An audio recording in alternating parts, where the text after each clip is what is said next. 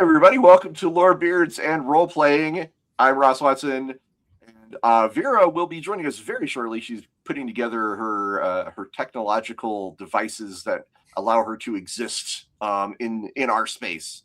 So this is going to take her a little bit of time, but I do want to point out we have a special guest with us today, a good friend of mine, full of disclosure, and also a publisher of mine and colleague of mine on several projects.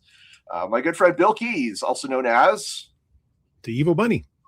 That is me. Hi.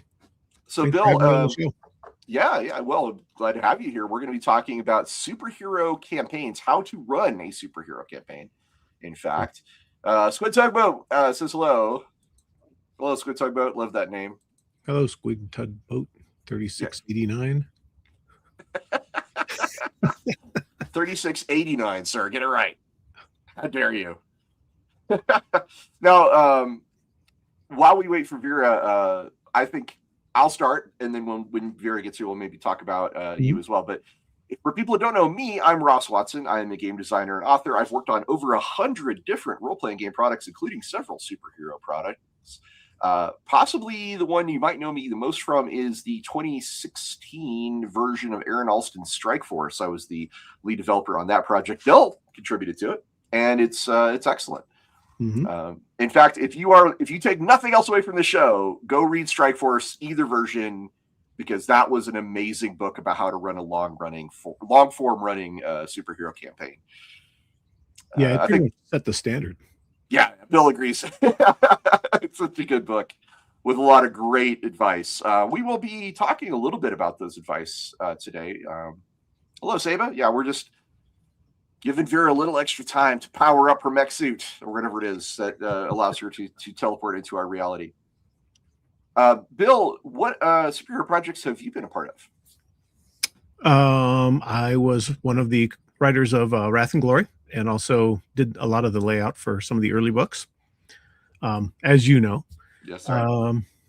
Let's see. I was one of the writers for some of the early adventures for the latest Torg Eternity. Mm-hmm. And of course, I have my own imprint, Harmless Forest Creature Games, which I do mostly Prowlers and Paragons, which is a superhero role-playing game. So here I am at the superhero role-playing game discussion.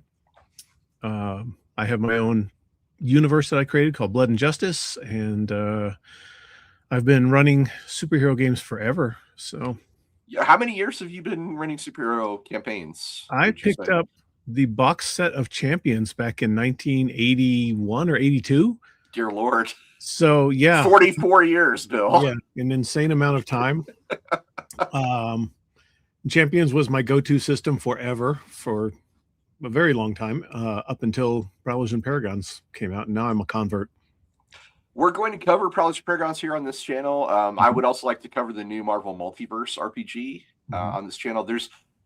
Honestly, it's a good time to be a superhero role-play gamer, not just for the games that are currently out, although they are really great, and I do highly recommend Prowlers and Paragons for anybody who's curious. We have a whole episode we did on Champions if people want to go check that out in the hero system. Which I have mixed feelings about, but it was a big part of my background as well. Mm-hmm. Squid Tugboat says, "I'm really excited to learn how to differentiate a superhero game from a typical D&D fantasy fare." Oh yes, well we're gonna discuss it. A lot of my players are superhero fans, so their characters have superhero vibes. There's actually you can go on YouTube and find like videos on how to make Captain America in D&D, for example. People like that. But yeah, superhero RPGs, I think Bill would agree with this, are a very different animal than Dungeons and Dragons. Oh yes, very different. And they both have their charms, and they both have strengths and weaknesses. But yeah, it's a whole different attitude. It's a whole different style of play. So that's a great question, Squid Tugboat. Yeah. And I mean, we have a whole long list of show notes that includes like what are the differences. Let me see. I should bring up those notes right now. Bill, I think you've run games in both. I know you ran a game for me that was actually set in the Marvel universe, like a campaign. and you've done not only games set in like specific comic book universes, but also your own. Can you tell us about one of the campaigns you ran that was in a distinct established universe and like how that differs? Okay, sure. Yeah. I ran a game for a couple of years, actually. It went on. It was called, we called it the Marvel Bunnyverse because bunny. But it was set, it was a quote unquote 20 years later game in which most of the established superheroes that we all know and love, Captain America, Hulk, Iron Man, they had all retired, or most of them had retired, and their children and, you know, proteges and whatnot were starting to take over. And they reformed the Avenger. The son of Captain America was there. The daughter of Spider-Man, the daughter of Scarlet Witch and Vision, the son of Hank Pym and Janet Pym. So yeah, it was, you know, a bunch of the classic heroes. And it was really interesting how to say this.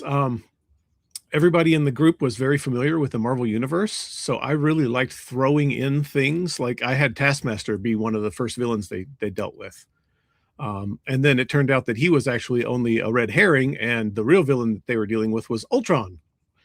So, and when that reveal happened, my players were just like, oh my God, they were so thrilled. They were, you know, excited, a little bit scared because they're like, oh shit, we're beginner characters. How are we going to fight Ultron?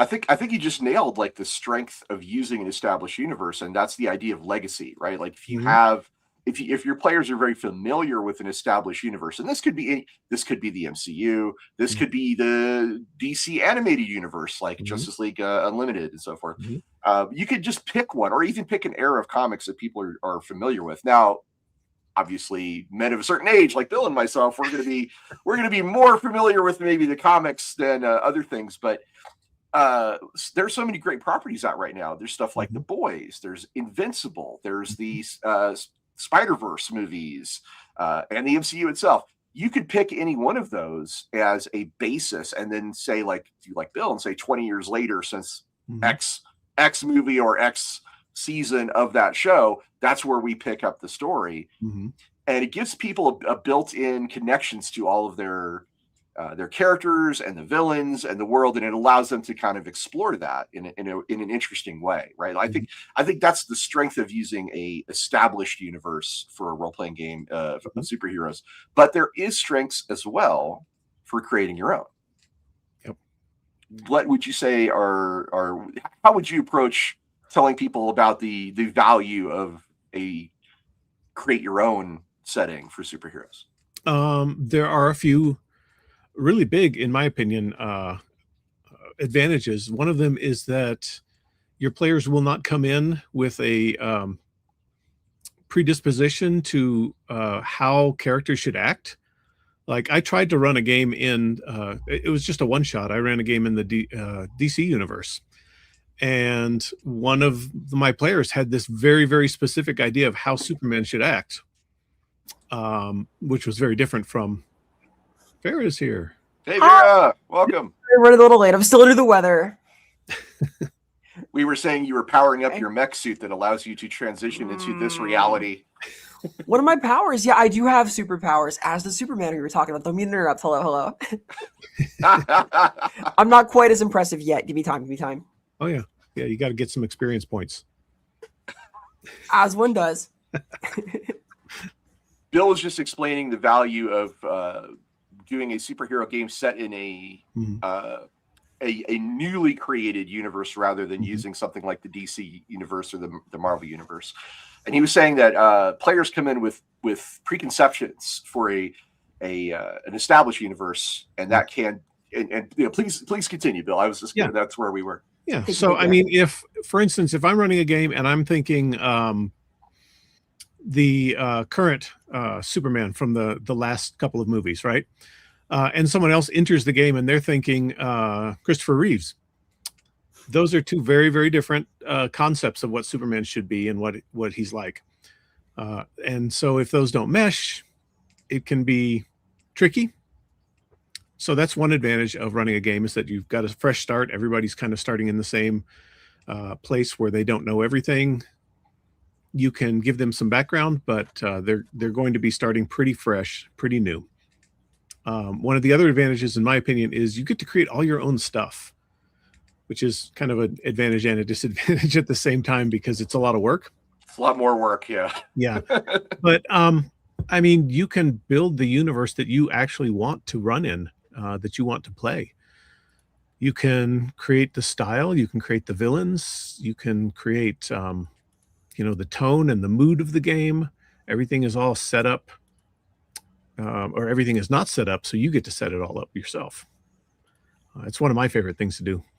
Would you, and this is a question for both you and Vera, and I'd like you both to chime in if you can, but would you say that for someone who's starting out running a superhero game for the first time, or superhero campaign, would it be better to start with an established universe or try to build it on your own?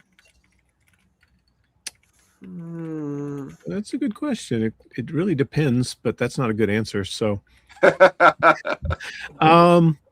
if you're just beginning and you've never run a superhero game and your players have never or seldom played a superhero game, I might actually want to start with an established universe. But I would make it very clear what version of that universe we are running in. So if I wanted to do a Marvel game, I might say, hey, it's the MCU, all of the movies from Iron Man all the way up to, the Love and Thunder, Thor Love and Thunder. And nothing past that, or set whatever boundaries you want, but that gives your players an expectation of what it's like, and also makes the work a little bit easier for you. Yeah, and that gives you like a tonal grounding. People are going to be familiar; they'll kind of know what's going on. I think in superhero games, tone is actually one of the most important things to get straight. Oh yeah. Like, I feel almost like it's easier to use an established setting when players are a little less hyper familiar with it here. Also, if you have like 4 people who are really, really into Marvel, but they're all in different eras of Marvel, they're going to have a, let's say, contrasting set of ideas as to what that should mean. Yep, exactly. Well, this is where I might say you can go to something a little more specific, like say, hey, X-Men 97, like my shirt that I've got on today, or Invincible. Those are both very deeply thematically connected to like the bigger universes, but have their own specific feel and are a little easier to play around with. So maybe go with something like that. Even if you wanted to do some world hopping hijinks, Spider-Verse might be a good place to join in too there. Yeah. So because the tone of Spider-Verse is, of course, typically a lot more lighter and more, fun centric than say Invincible or The Boys. So, so Vera, we were talking about the strength of running in a established established world like Marvel. And Bill was talking about the games he's run like that. What is your experience with superhero role-playing games? My experience is limited. We've done like things that are inspired by certain eras of comics, but not played a system that's like specific to superheroism. Like I've played like Kamen Rider characters in settings that allow for a little bit more customization, like in tap from that sphere of things. But I was bringing that tone in, right? And like I had to use it as a touchstone. Like, hey, have you seen Kamen Rider 01? We're doing this kind of thing for my character, and people were able to match pace with that based on specific examples I gave to understand like where I was coming from, what the feel would be. I've always wanted to do something kind of Bronze Age, but never had the chance. Well, Vera, you bring up a really great point, because comic books and shows based on comic books are not the only places to look, because anime's got some really good touchstones. I would say One Punch Man and My Hero Academia are 2 fantastic ones to look at for, you could use those either as established universes or just something to inspire you. Yep. Oh, for sure. Like there's a whole universe exploding out of My Hero Academia now. They got spin-off manga. with their own different tonal ranges. Like it's almost mimicking some of the evolution of American comics and how they've spun off and evolved the setting. Yeah. Mhm. And so I and Bill have already introduced ourselves since you're a late arrival, but we would like to have you introduce yourself as well. Vera Samilla, who are you? Hi, I'm Vera. I'm Vera Samilla, like Vera Similitude. Wow, I'm like a cartoon character, kind of, which is vaguely appropriate for this. I write for the Warhammer Fantasy games. I've written for the Old World, Age of Sigmar, etc. I make things. I do stuff. Hi. I like to think of you as an 8th dimensional imp, like Batmite or Mr. Mixelplick. Mhm. Who just What an honor! and you show up to like share your knowledge. That's like your passion. Instruction is her passion. Just don't make her say your name backwards or she'll vanish. I don't even know what the pronunciation of Vera Samilla backwards would be, so that's probably fine. I'd tell you, but I'd have to leave.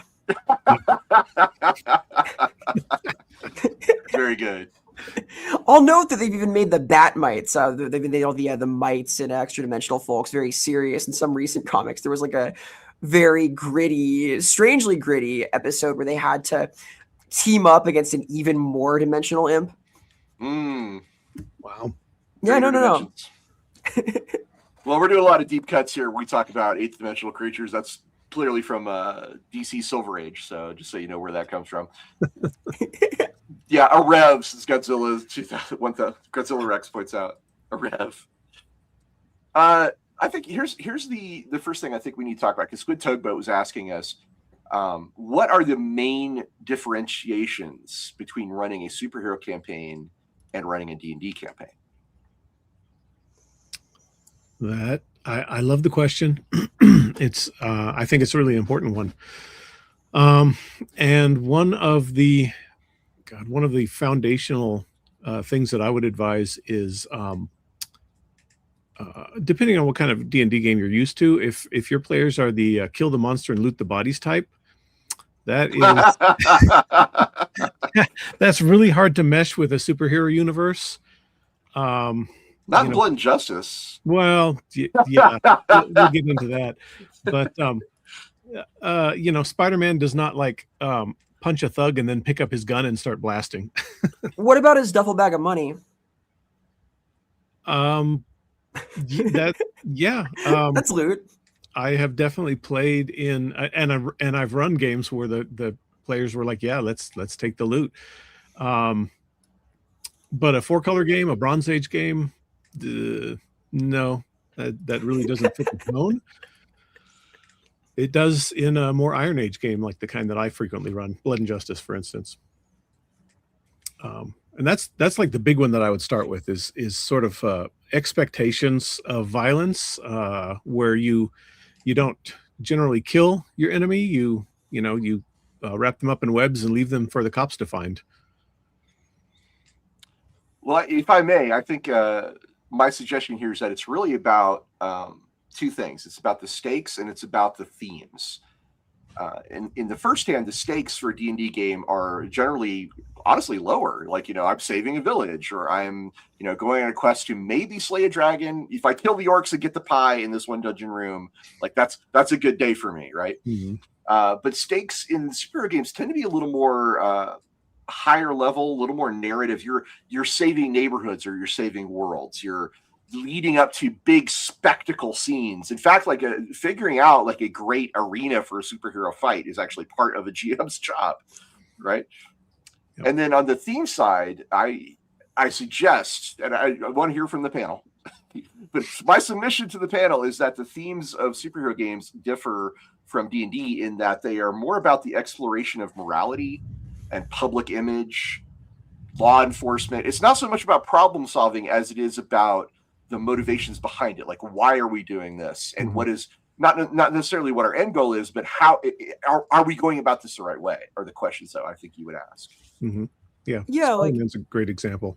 Responsibility. It's almost assumed that your characters are those who care to take on burdens because they've been put in a position where they can. They're like able to do great things, so they do them. Yep. Friend of the show. Great responsibility. That's true. Friend of the show, Yupe Rantalainen says, somehow all superhero characters that do not copy Iron Man tend to be broke AF.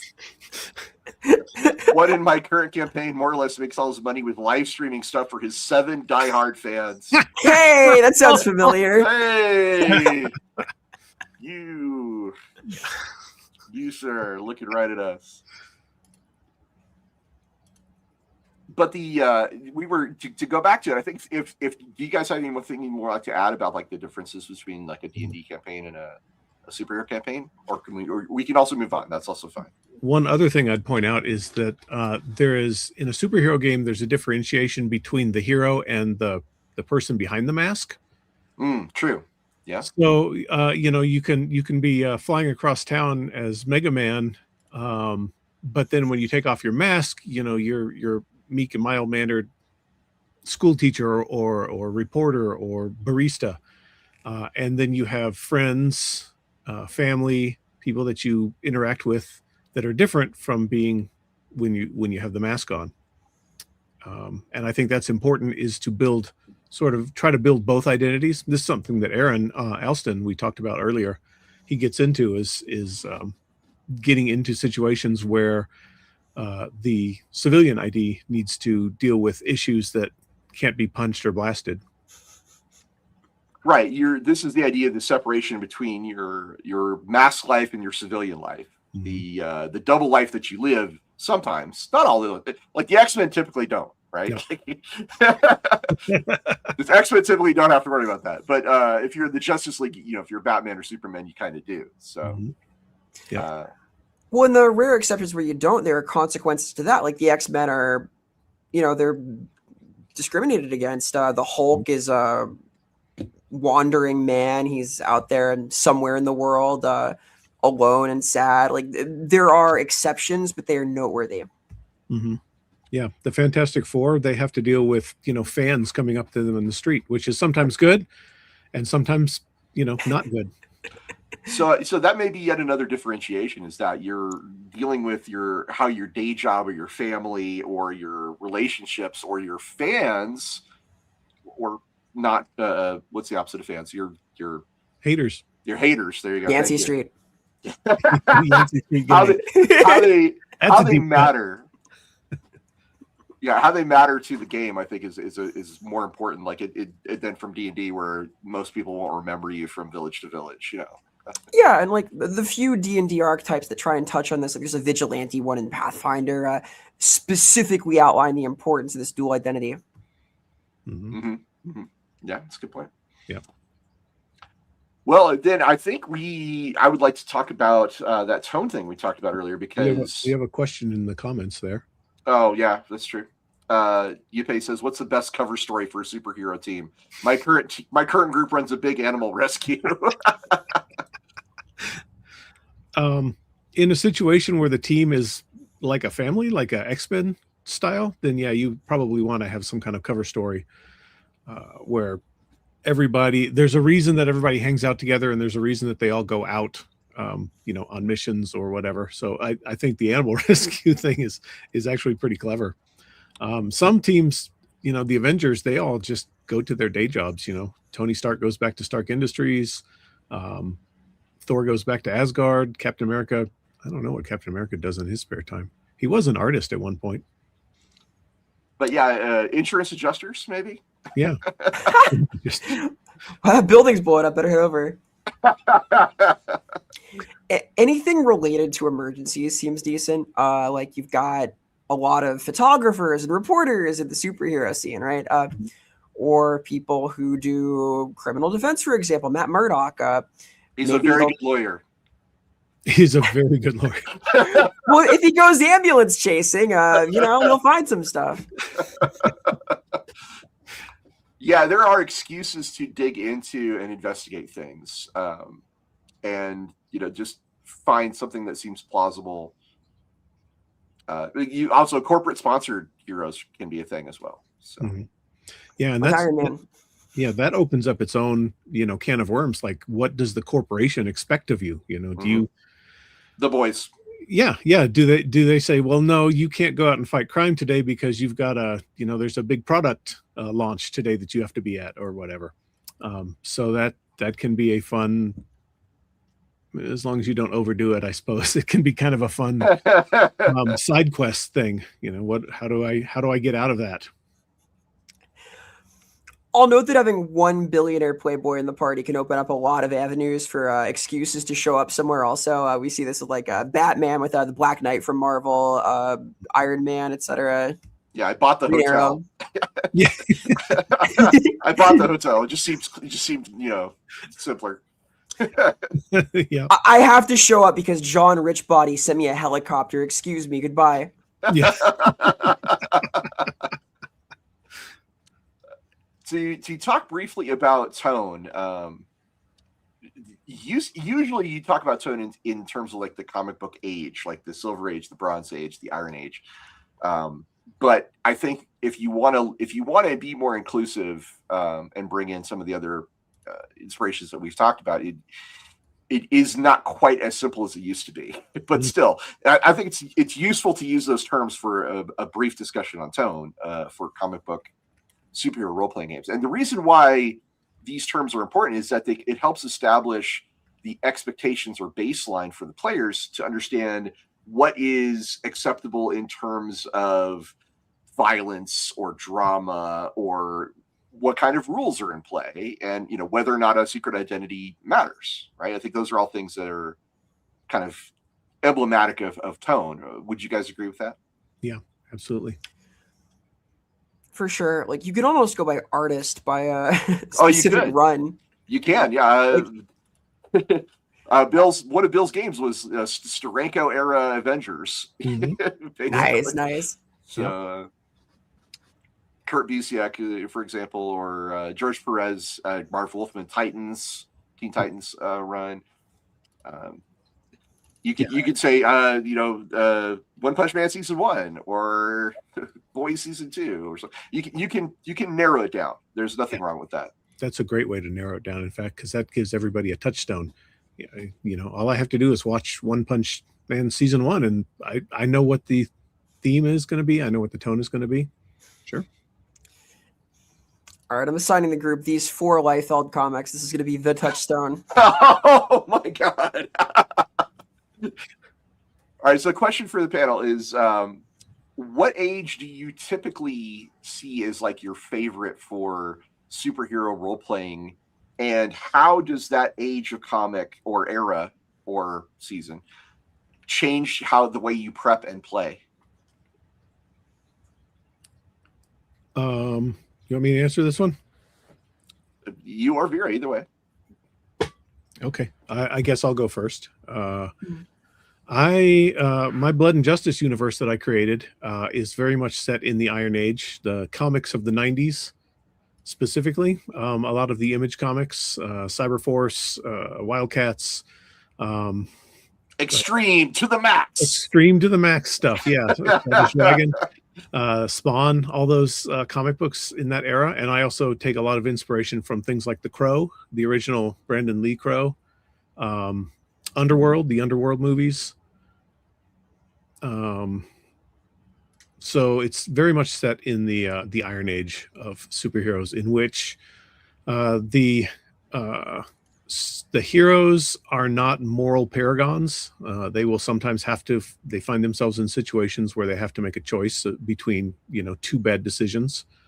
The villains tend to be more dangerous, more bloody. They tend to leave a body count. And the heroes, that's one of the reasons why the heroes have to act to stop them, is because, somebody's going to die. It's not a bank robbery. It's a serial killer. How does that change the way that you prep and play for that campaign as opposed to one that's, more 4-color, or one that's more JLA inspired? One of the most important things is to have a session 0 at the very beginning of the game to set expectations. We have a whole episode for that. Go check it out. Yeah. I mean, it's so important. It's important in any game, no matter what, but I think it's vitally important in a game where violence is, it's a modern age, and violence is frequently the answer to solve a lot of problems. So it's good to find out what people's triggers are, where people want to explore and where they don't want to explore. You know, how are we going to get into the heads of these characters when they're making these difficult decisions? That's just so important that you cannot avoid doing that when you're, especially when you're playing in an Iron Age game, but pretty much any game. Yeah. What about you, Vera? What's your favorite style of superhero role-playing game? The touchstone I really like is the Bronze Age, where you have gritty characters, you have like dark storylines, but they're alongside characters who are a little brighter, a little bit like the Punisher can work with Spider-Man, for example. And maybe you've got some goon called the Pulverizers out there knocking over buildings, but he might kill somebody, and then the tone shifts. Mhm. It has that breadth of range where it can get quite serious. Like they were doing like addiction storylines in the Bronze Age, but it's a little bit brighter. You can play characters who harken back to Captain America, for example, and then he has to deal with these issues. Mhm. So Bronze Age, for people who don't know, is about 1970, 1985. It usually kicks off with the death of Gwen Stacy in Which Spider-Man. allowed for this kind of grim storytelling to enter these stories. Like Spider-Man did not like exclusively stay in this melodramatic and sad place, but it continued to touch on it forever, and it stayed that way. Yeah, it gave them the option of going into darker places, but Yes. generally they stayed in the heroic, you know, vein. Yeah, the basic feel for Bronze Age is heroism under pressure. You're still larger than life. You're still a hero, but there are now institutions, and you can fail, and permanent losses are possible. Yeah, and you get crossovers from characters like the Punisher, Ghost Rider, who add a very certain feel to the comic when they show up. Yeah. I think of the X-Men when Chris Claremont took over as kind of the touchstone, because they were frequently dealing with issues of things like racism and bigotry, and you know, what does it mean to be a human, and what does it mean to want to help people who don't like you? So yeah, X-Men is a good touchstone for that Bronze Age feel. Bronze Age also had a lot of themes of addiction. This is when Iron Man became an alcoholic, for example. Oh yeah. Mm-hmm. And but, Speedy got a heroin addict. Yeah. Oh no, Speedy! There's kind of a melodramatic cover that happens with this, but it is a good story. It's good. It's good art too. But yeah. Vera, how would you prepare and how would you?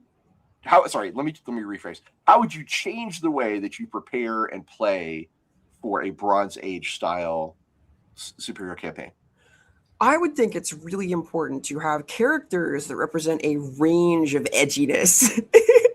Like, I would want them to come at problems from the entire width of how things were resolved and approached in the Bronze Age. You'd want someone more to the Punisher side and someone more to the Captain America side, because that tension on how to deal with real world issues where idealism comes in, what your responsibility is as someone who's empowered to deal with problems, is a lot of where the intrigue comes from in that era. Yeah, I like that. That's good. Yeah, very cool.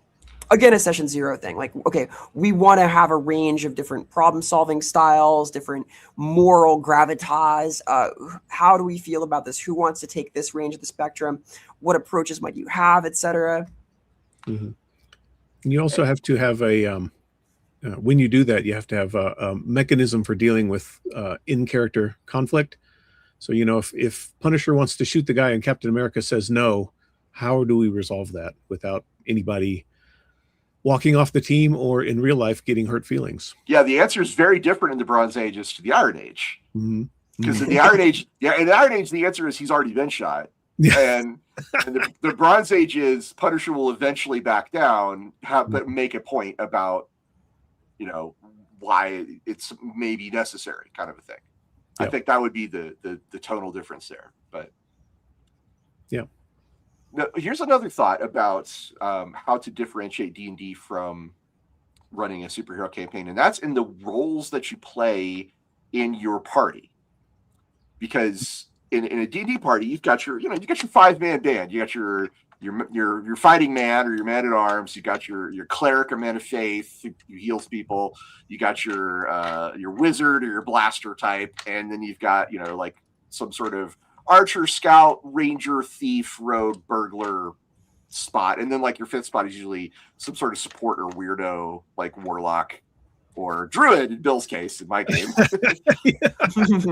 Oh, you love my druid. I did. He was really fun. But the point is, like, that's kind of how you would start to break down the roles for a D&D party. Mm-hmm. But in a superhero role-playing game, you've got different roles. You've got like a leader, you've got like a moral compass, you've got a powerhouse, you've got maybe a stealth guy or an underworld guy, like a Batman type, right? Mm-hmm. Or maybe those are at least the ones that come to my mind as like what you would want to have to fill the roles for in a superhero campaign, typically. Mm-hmm. Oh, and comic relief, you could have a Spider-Man or a jokester, if you will. Not a joker, but a jokester. Yeah, Beast Boy. Right. Booyah. Arrow Mob says the bleeding heart guy.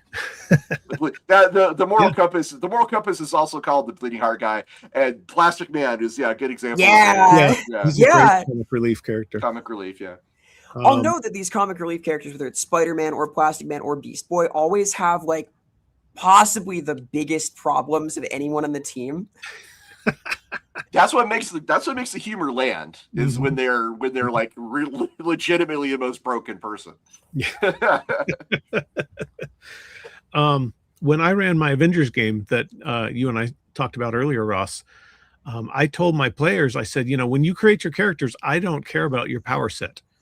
One of my favorite Avengers lineup had Hercules, Wonder Man, Thor, Iron Man, Vision. Basically, they're all bricks or variation of the strong guy type. Mm-hmm. And I said, that's fine. If everybody here wants to play that strong guy, that's fine. It's your personalities that set you apart. It's what you do, how you deal with problems, how you deal with your civilian life, your attitude, whether you're the jokey guy or the serious guy. That's something in a D&D campaign. It's harder to run with just like an entire group of fighters, but in a superhero game, it's not that hard to run an entire group of blasters or bricks or stealth guys. Well, yeah, like the Superman family, they're all like, whether you're Supergirl, Superboy, or Superman himself, they're all pretty strong Kryptonians. Yeah, Crypto, the super dog. Yeah, he'll do it. Yeah, just don't talk about Comet, please. Oh my God. Comet the Super Horse. What a terrible. If you want to traumatize yourself, look up the backstory of Comet the Super Horse. Can we talk about Bat Cow? Or the T-Rex. Anyway. Well, there's also the Bat family. Basically all of them have the same power in varying degrees, but they are all different from each other. Dick Grayson is very different from Tim Drake, who's very different from Damian Wayne. Yeah, Damian Wayne. Who's very different from Terry McGinnis. By the way, I have to ask this. It's a requirement. Both of you must answer this question. You can only pick one protege for Batman, and your choices are as follows: Damian Wayne or Terry McGinnis. Terry. It's got to be Terry. No yes, Terry for the win, everybody. He's so cool. Best protege ever for Batman. All right. Chat, this is a great time. We've got a pretty decent amount of people watching. If you're in the chat, please type in your favorite superhero team, and we can maybe look at them and talk about what makes that team dynamic interesting at the table. Mm-hmm. So go ahead and throw that in the comments if you would. Our chat, by the way, these guys are called the Lore Seekers, and they join us from our Discord community. I will put up a link in the chat for that. For if you want to join our Discord. For the Lorebeards channel, we have a pretty active community, and we do talk about some really cool stuff there. So, there was a question a few minutes ago from Dyer. I think I'm pronouncing that. Can you create a Joker-like character in the sense that they don't really have a solid backstory or have it be multiple choice? Yeah, definitely. I have a villain in my Blood and Justice universe. I'm always going to keep going back to that. His name is the Dark Humor Man. And he is kind of a Joker type character. He's basically, his guise is an evil ice cream man. He drives around in a armored ice cream truck, and he's got a gang of of boys called the I can't remember now, the Sweet Tooth Boys. No, that's not right. Anyway, nobody really knows what his origin is. He popped up back in the 80s and dealt with one of the superheroes back in the 80s, and the two of them had kind of these Dick Sprang type adventures, if you know who that is, where they were very Silver Age, kind of funny. I'm going to steal a giant penny, or I'm going to have a giant robot T-Rex run loose in the city. And then when he reappears in the modern age, in the Iron Age, he's a much darker character, where he's, he kills people. He gives poison, poisons the water supply, things like that. And nobody really knows who he is or where he comes from. And there are multiple possibilities where he's a demon or a half demon. There's some possibilities where he's just a crazy man, maybe with military training.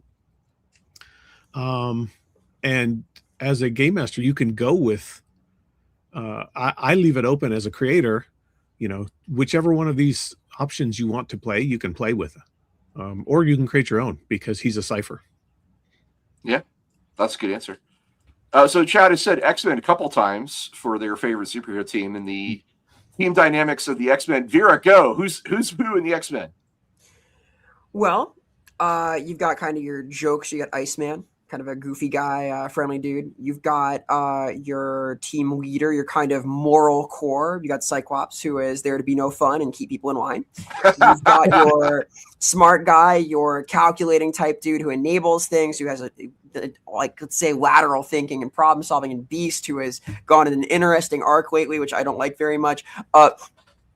You've got Wolverine, your savage, your guy who's willing to kill people, get dirty, get in the muck, who has like underworld connections in Japan. You see like some of these recurring archetypes. You've got Jean Grey, who has been a lot of different things to the X-Men. Usually Powerhouse, I think, is where I'd put her. Yeah, I would say so. She's been like, I think the recent cartoon kind of cast her this way too, where she's sort of dangerous. She's, if left to run rampant, could do a lot of damage, and she tries to keep that under control, and is in other ways someone who echoes their sort of distant leader, Professor Xavier, who is also the strongest mutant around except for her. Here's one for Bill, the Ninja Turtles. That's a great group. Yeah. They all have basically all of them, Donatello, Leonardo, Michelangelo, and Raphael, they all have the same power. They're all ninjas. They're all turtles. That is a power. That's their power. Yeah. They're ninjas and they're turtles. Turtle power. And they're teenagers. I guess that's a power. But they all have distinct personalities. Donatello is nothing at all like Raphael. They are all completely different people who are brothers, and they love each other and they work together. They are a well-oiled team, but they disagree, especially when they're not in the middle of a fight. They will fight with each other. Yeah, you've got a great dynamic. Leonardo's your leader, moral compass, and Raphael's cool but rude. You've got Donatello, who's very good at machines and technology and smart stuff. That's kind of he's your nerd. And then Michelangelo's a party dude. Yep. The heart. He's the heart. He's actually the heart. Team, yeah. He's not the moral compass, but he is the heart. And that is an overlooked role in a lot of these super teams. Mm-hmm. He's also your comic relief, Michelangelo. Yeah. So if you take nothing else away from this, the comic relief can also often be the heart. Yeah, totally. Frequently. Yeah. And Mystery Men. Vera, do you want to do this one? The Mystery Men. Okay, well, you may not be familiar. It's an old movie. No. It's 30 years old. We're pushing my comic knowledge now. Yeah, it's a movie that, mid-90s? Yeah. Based off of a comic book called Flaming Carrot, loosely based off of that, in which they were basically a group of incompetent superheroes who, for the most part, didn't actually have powers. They thought they had powers, but for the most part, they didn't. And they were dealing with a sort of like a Lex Luthor type villain called Casanova Frankenstein. Mm-hmm. With a cocaine nail. He had his main weapon was a cocaine nail. Gigantic fingernail. Yeah. Jeffrey Rush, awesome character. Yeah, Jeffrey. It's a comedy, but it's got a lot of heart. The team has to learn to work together with their lack of powers. The main character is Mr. Furious, and he has to learn how to both control his temper and use it as a power. Master your rage, or rage will be your master. And the Sphinx, who has the power to deliver interesting aphorisms and cut guns in half with the power of his mind. All right, yeah, that's in case you haven't seen it, Vera, it's an awesome movie. I'm sold. It's super fun. Yeah, super fun. It was a superhero movie before superhero movies came out. It's interesting because a lot of the film techniques that they use today were originally pioneered in Mystery Men, like all of the low shots where they're looking up at the hero to make the heroes look larger than life. That's all throughout Mystery Men. Got some great character concepts too. Still love the bowler to this day. The bowler is a great character. If we could, I'd like to transition briefly into, I think, possibly the best guide that you can find for running a long-term superhero campaign. And that is, in my opinion, and I'm biased because I was lead developer on the 2016 version of this, but it's Aaron Alston's Strike Force. Yeah. And I don't know, Vera, you probably haven't heard of it, which is okay, because I think we'd like to tell you about it, if that's all right, and see what you think. Please, I've heard the name through you. So the short version is, this is a legendary campaign source book. It's built over a decade of actual play, and it was expanded in the most recent edition because it covered over 22 years of the same story.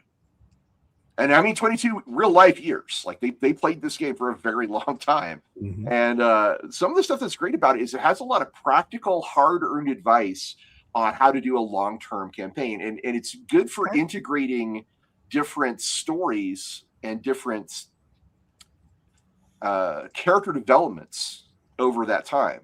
It's got a lot of great advice on how to talk to your players about the things they want to see. It's actually kind of like the greatest session zero ever in a lot of ways, because it really helps set expectations, but it has these like built-in checkpoints and communication tools for you to dig in and find out what your players really want to have happen to them and how cruel they want you to be to their poor character. Because sometimes there's players out there who really like, just make me suffer, please, God. I love Spider-Man. I want to suffer. I mean, it's not no kink shaming, but seriously though, there are people who really love the plumbing of the character's depths. And actually, one of the biggest cool things about Strike Force is it has a really great segment on how to identify what kind of player that player may be. Like, what is their ultimate goal? Do they want to mine the depths of their character's personality, or are they more interested in this wild backstory and this weird family that they came up with for their extra dimensional character, things like that? Mm-hmm. Or are they just somebody who shows up every week because he wants to punch stuff? Right. That's a perfectly valid player type. Yep. I think we've all met that guy. Do they want to nail witty one-liners? Oh yeah. If they want to crack up the table, like, those are interesting things to know. It's a good genre to be the one-liner guy. Yeah. Strike Force has a lot of information on how to use recurring NPCs and factions and parallel campaigns even to make the setting feel like a shared universe, which is one of the strengths of Strike Force, is that it is a very tightly bound together setting of its own, which does incorporate things from Marvel and DC along the way, kind of funnily enough. How would you use things from Strike Force, Bill? Because I know you're familiar with it. Yeah. Aaron came up with a lot of things that people use regularly to this day, like blue booking, for instance, in which you, between sessions, you want to, I want to have a thing where my character deals with his sick aunt, so I'm just going to write it, and possibly me and the game master go back and forth with it to establish a scene. And that's something that I try to use a lot if possible. I don't use it quite as much as I'd like to these days because, I'm so busy. Life is life gets in the way and it can get hard. But it is fun, something to do to expand a character background or NPCs or just grow the campaign. And that's something that Aaron talked about very early on before I think anybody else was talking about. One of the things I intend to use in my new game that I'm running is the idea of like a seasonal arc and then a check-in at the end of that arc, where you basically define the idea of like, okay, this is going to be a main story for a while, and when that story is resolved, I'm going to basically, well, what Aaron would do was give basically like give little sheets to all of his players and say, you know, what are some things you'd like to see happen next arc? What are some characters you'd like to interact with next arc? How badly do you want to suffer in the next arc? Because this game's had a very strong soap opera feel to them, which I really dig. Hey, we've got a super chat. Vera, you want to read this one? Yeah, Skylar Martin, thank you so much. Is it possible to have a world where the general public aren't morons? You mean like in an RPG or in general? I understand part of the story is managing the hero's relation with Gen Pop. I wish Gen Pop didn't feel like citizens on The Simpsons. That's a great question. I think it's a great question with a kind of complex answer, because frankly, the shape of like people, so people individually are really smart, really interesting, really cool. I like people. Every individual person I've met has been neat, kind of like had their own depths. People as a group are really dumb. A person can be smart. People are dumb. Yeah. Yes, exactly. So this turns into like a question of scale, partly a question of social dynamics of how people respond to the news cycle, for example.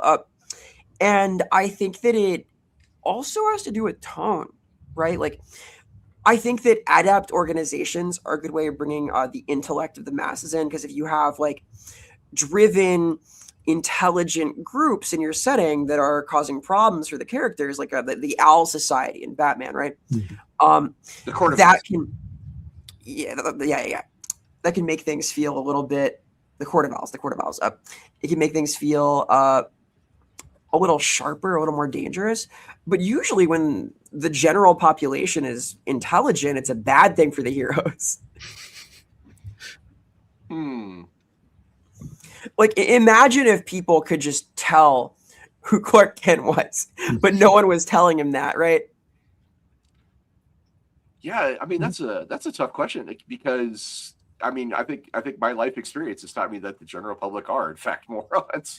Maybe that's just my old man coming out. Oh, you damn kids and your rock and roll and your long hair. But seriously, if you want to have your setting have smart people in it, I think you should probably come up with a few, just like a handful of ground rules, and say, you know, that they're going to be a lot more savvy about specific tropes and specific, you know, like things like secret identities are going to be a lot harder to maintain. This would be a good thing to bring up at session 0 and talk about. I want my world to have really smart people in it, and that means you as heroes are going to have to keep that in mind. Yeah, it also kind of depends on what you mean by smart. Like, smart enough to see that the person behind the mask is very, very clearly that is Scott Summers, you know? Or is it smart like, you know, we're not going to fall for the supervillain's plot. You know, he says he's going to blow up the city, but he says that all the time. There's no way that he's going to do it this time. So it kind of depends. But what I would do is I would try to create a handful of NPCs that I wouldn't say like the entire population of the world is smart. I would say, you know, this guy, the guy who runs the newspaper, he's really smart. He's really sharp. This guy, maybe the chief of police, you know, he's great at his job. He knows what he's doing.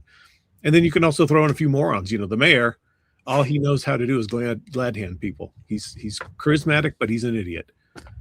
Like Mayor Quimby from The Simpsons. Like Quimby from The Simpsons. I am here today to tell the superheroes they've done a great job.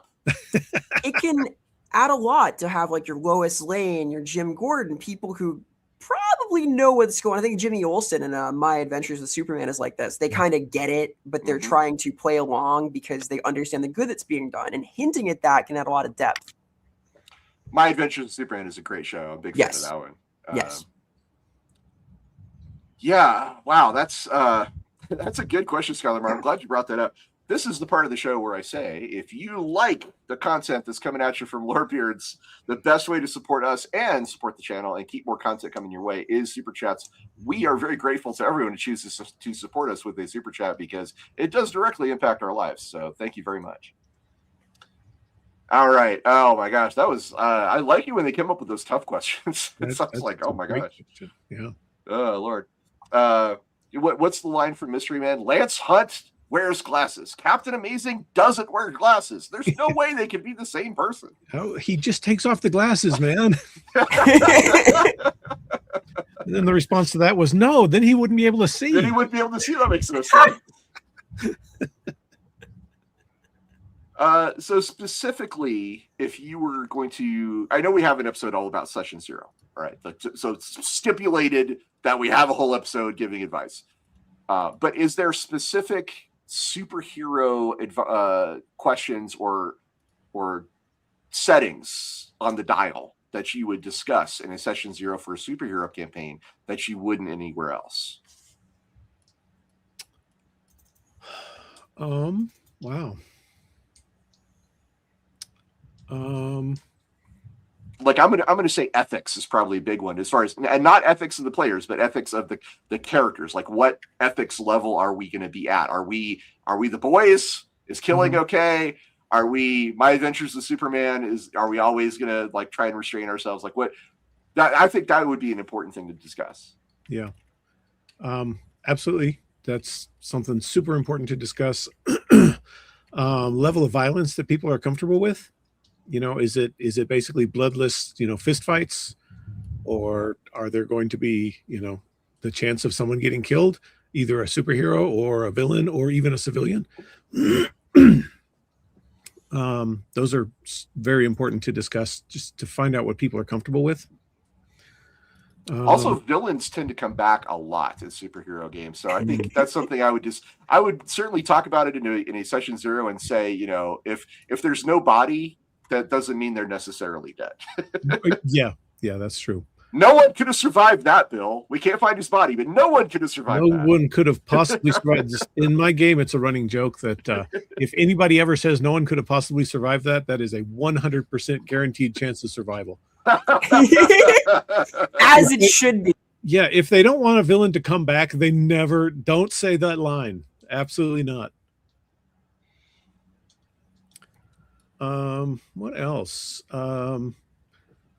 You can come up with things like the type of major threats that this is actually useful in any game, but who's like the biggest bad guy in your universe? Is it Magneto? Is it General Zod? Darkseid? Yeah. Is there like Darkseid? Darkseid is like a ladder type video game where you have to fight. First, you have to fight parademons. First you fight the parademons, and then you fight one of the lesser guys like Steppenwolf, and then you fight female furies. Yeah, the female furies, and then you go up to Granny Goodness, and then finally once you've gotten past all of them, then you face Darkseid himself.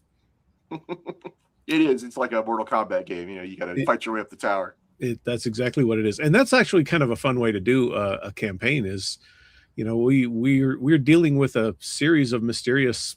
Someone is stealing nuclear material or something like that.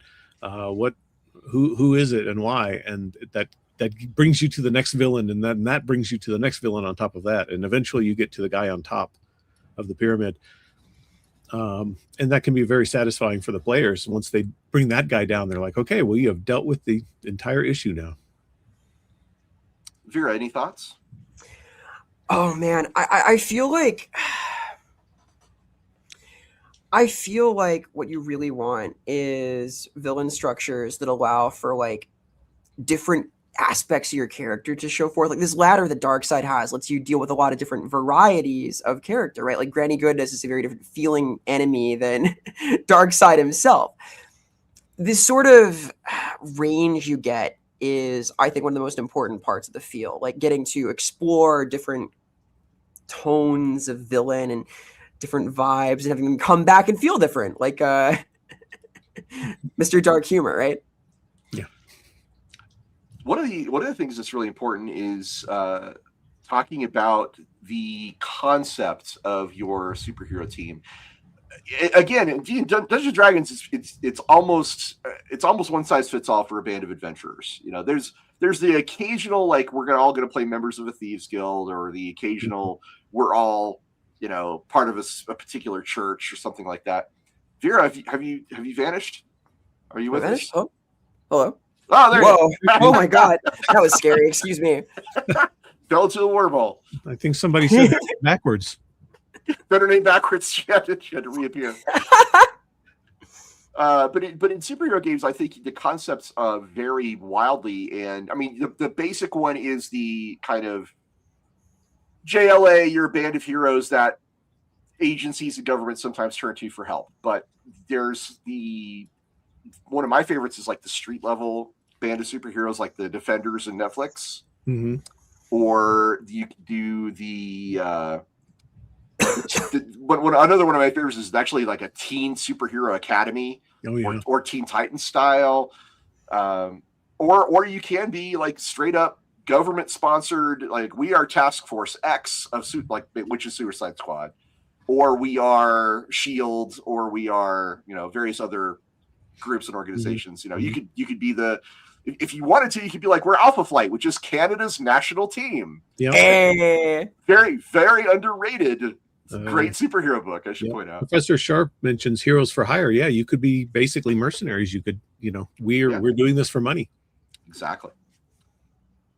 We got a super chat, and let's grab that. And Vera, you want to read this one? Yeah, Aeromob, thank you so much for the super chat. Is media attitude tracked? Headlines. What about social media? Is Cloud a stat? Does Spider-Man run on super chats? Well, there's a lot of ways to do it. If you're a character like Booster Gold, Booster Gold, about this. Oh, that would be so. A 2026 Booster Gold would absolutely be live streaming all of his actions. He would absolutely have someone's managing his social media. Oh my God, why can't we have that? Please give me a modern Booster Gold.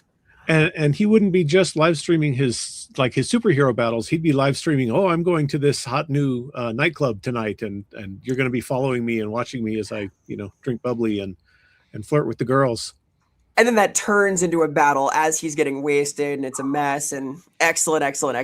Oh, I like that. I think that like media attitude as a mechanic is possible. For some characters, it's a foregone conclusion, though. Like, part of the point of Spider-Man is the media hates him, right? He can't win. That could be a narrative beat rather than a stat you manipulate with your actions, although there sometimes can be wins, right? I kind of like the idea of tracking the hero's popularity, maybe abstract it a little bit and call it popularity, because then you can apply that to a lot of different media, if you will. Yeah. But yeah, the basic idea of having social media clouts as something you could use in a game that is a mechanic, that's actually really rad. I dig that quite a bit, because you can imagine, like, if you have someone like, let's say you're an enemy of Booster Gold, right? Who would hate Booster Gold? Come on, right? Sure, but if you could organize a like Twitch raid of haters.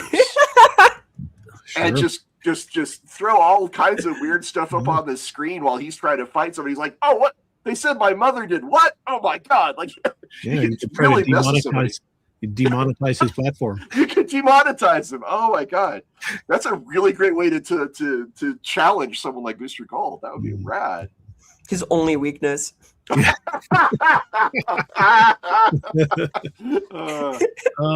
If I remember correctly, it's been a while, but the original Marvel, the Face Rip game had a karma was one of the things that you tried to build up, and you would get karma by, like, you know, I'm saving a cat from a tree, or I'm getting the key to the city from the mayor, stuff like that. You could build that up and you could use it. It was like the equivalent of experience points. You could spend it.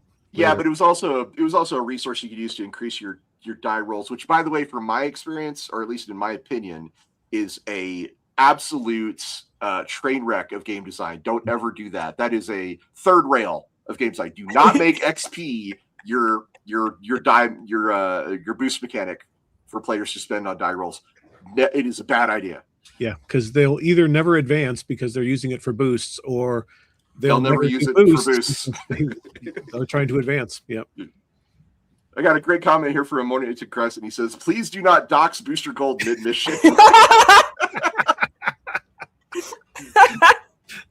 Love that. That's great. That's funny. Man, I think this has legs though. Like there are some characters who should face real difficulties in this because that's their vibe. Like they are maligned by the press. You see these notes get hit in like different Batman arcs, for sure in Spider-Man. There is a battle for public perception, and that can be a compelling one. Mm-hmm. Exactly. Yeah, Or like what when it goes too far and they start idolizing the hero and imitating them? That's its own problem.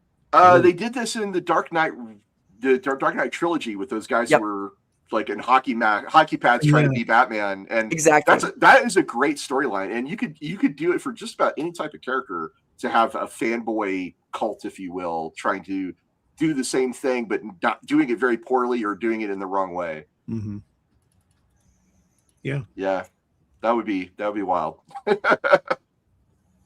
I think the other things you may want to cover in a session 0 for superheroes that you wouldn't do in other games is maybe talk about how they're tied into organizations and communities or even locations in the setting, like the Baxter Building or Yancey Streets or Hell's Kitchen. Mm-hmm. Those things can be really important to a character's overall feel and how they link in to your campaign. And I think that would be worth going over in session 0. Yeah, like a lot of heroes are kind of locked down to their immediate area, or like Spider-Man's a New York kind of guy. He gets around there, but I mean that's a big zone, to be clear. It's a big zone, but he's a fast little dude. You've got like Crime Alley for Batman. That's a place he can return to in Gotham, and Gotham is his romp, but there are nodes within that are important to him, right? Oh God, Gotham is such a great setting to use, and we've talked about on this channel how you can overlay that onto like Waterdeep for a D&D game if you really wanted to. But Vera's absolutely right. There are nodes, and could you explain briefly like what you mean when you say nodes and how that applies? Because it's so good. It's a really good comment. Yeah. So like a node is like, what's good to describe what a node is? A node is like a little point where lines meet. It is a specific point on a map, and you don't need the rest of the map in the theater of the mind. You need to know what the important location is, and in Batman's case, it's Crime Alley, for example. It's the Wayne Manor. When you're stately Wayne Manor, excuse me.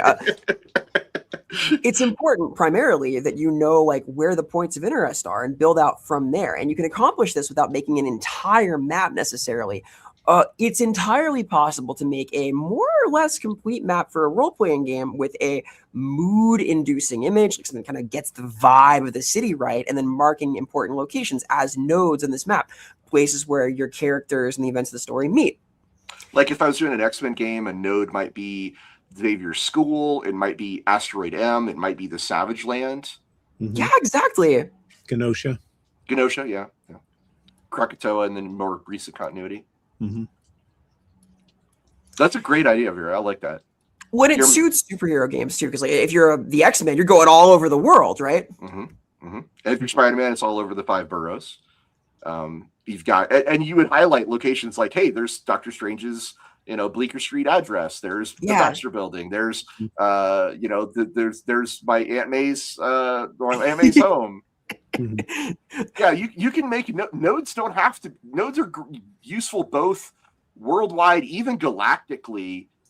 Scale doesn't matter. Like the fact it's the feel, right? So you're trying to get across a specific vibe with a node. Yeah, this node's the Bifrost. This node is this is the Shi'ar homeworld. Can we get there? Yes, because we're superheroes. Yeah, or Nowhere from Guardians of the Galaxy. Right. Ooh.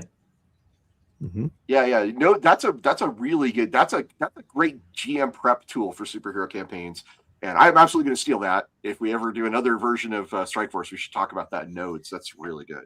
Yeah, like there are games like Warhammer Fantasy where overland travel and the arduous nature of it is very important to the feel of the setting, right? This is not that. This is not that. No. Unless you're Wolverine and you're stuck in the Yukon and you're in a blizzard, that's its own scene.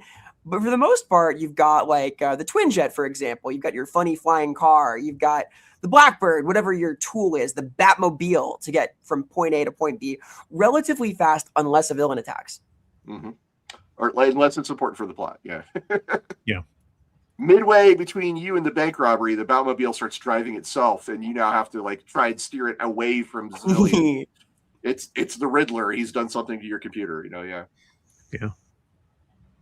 What do you think about this, Bill?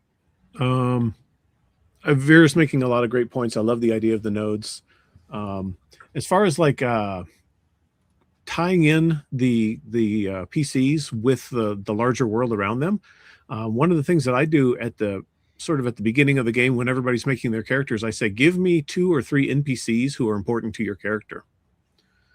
And it can be a family member, it can be a friend, it can be a spouse or a child, it can be a coworker or a boss, a rival.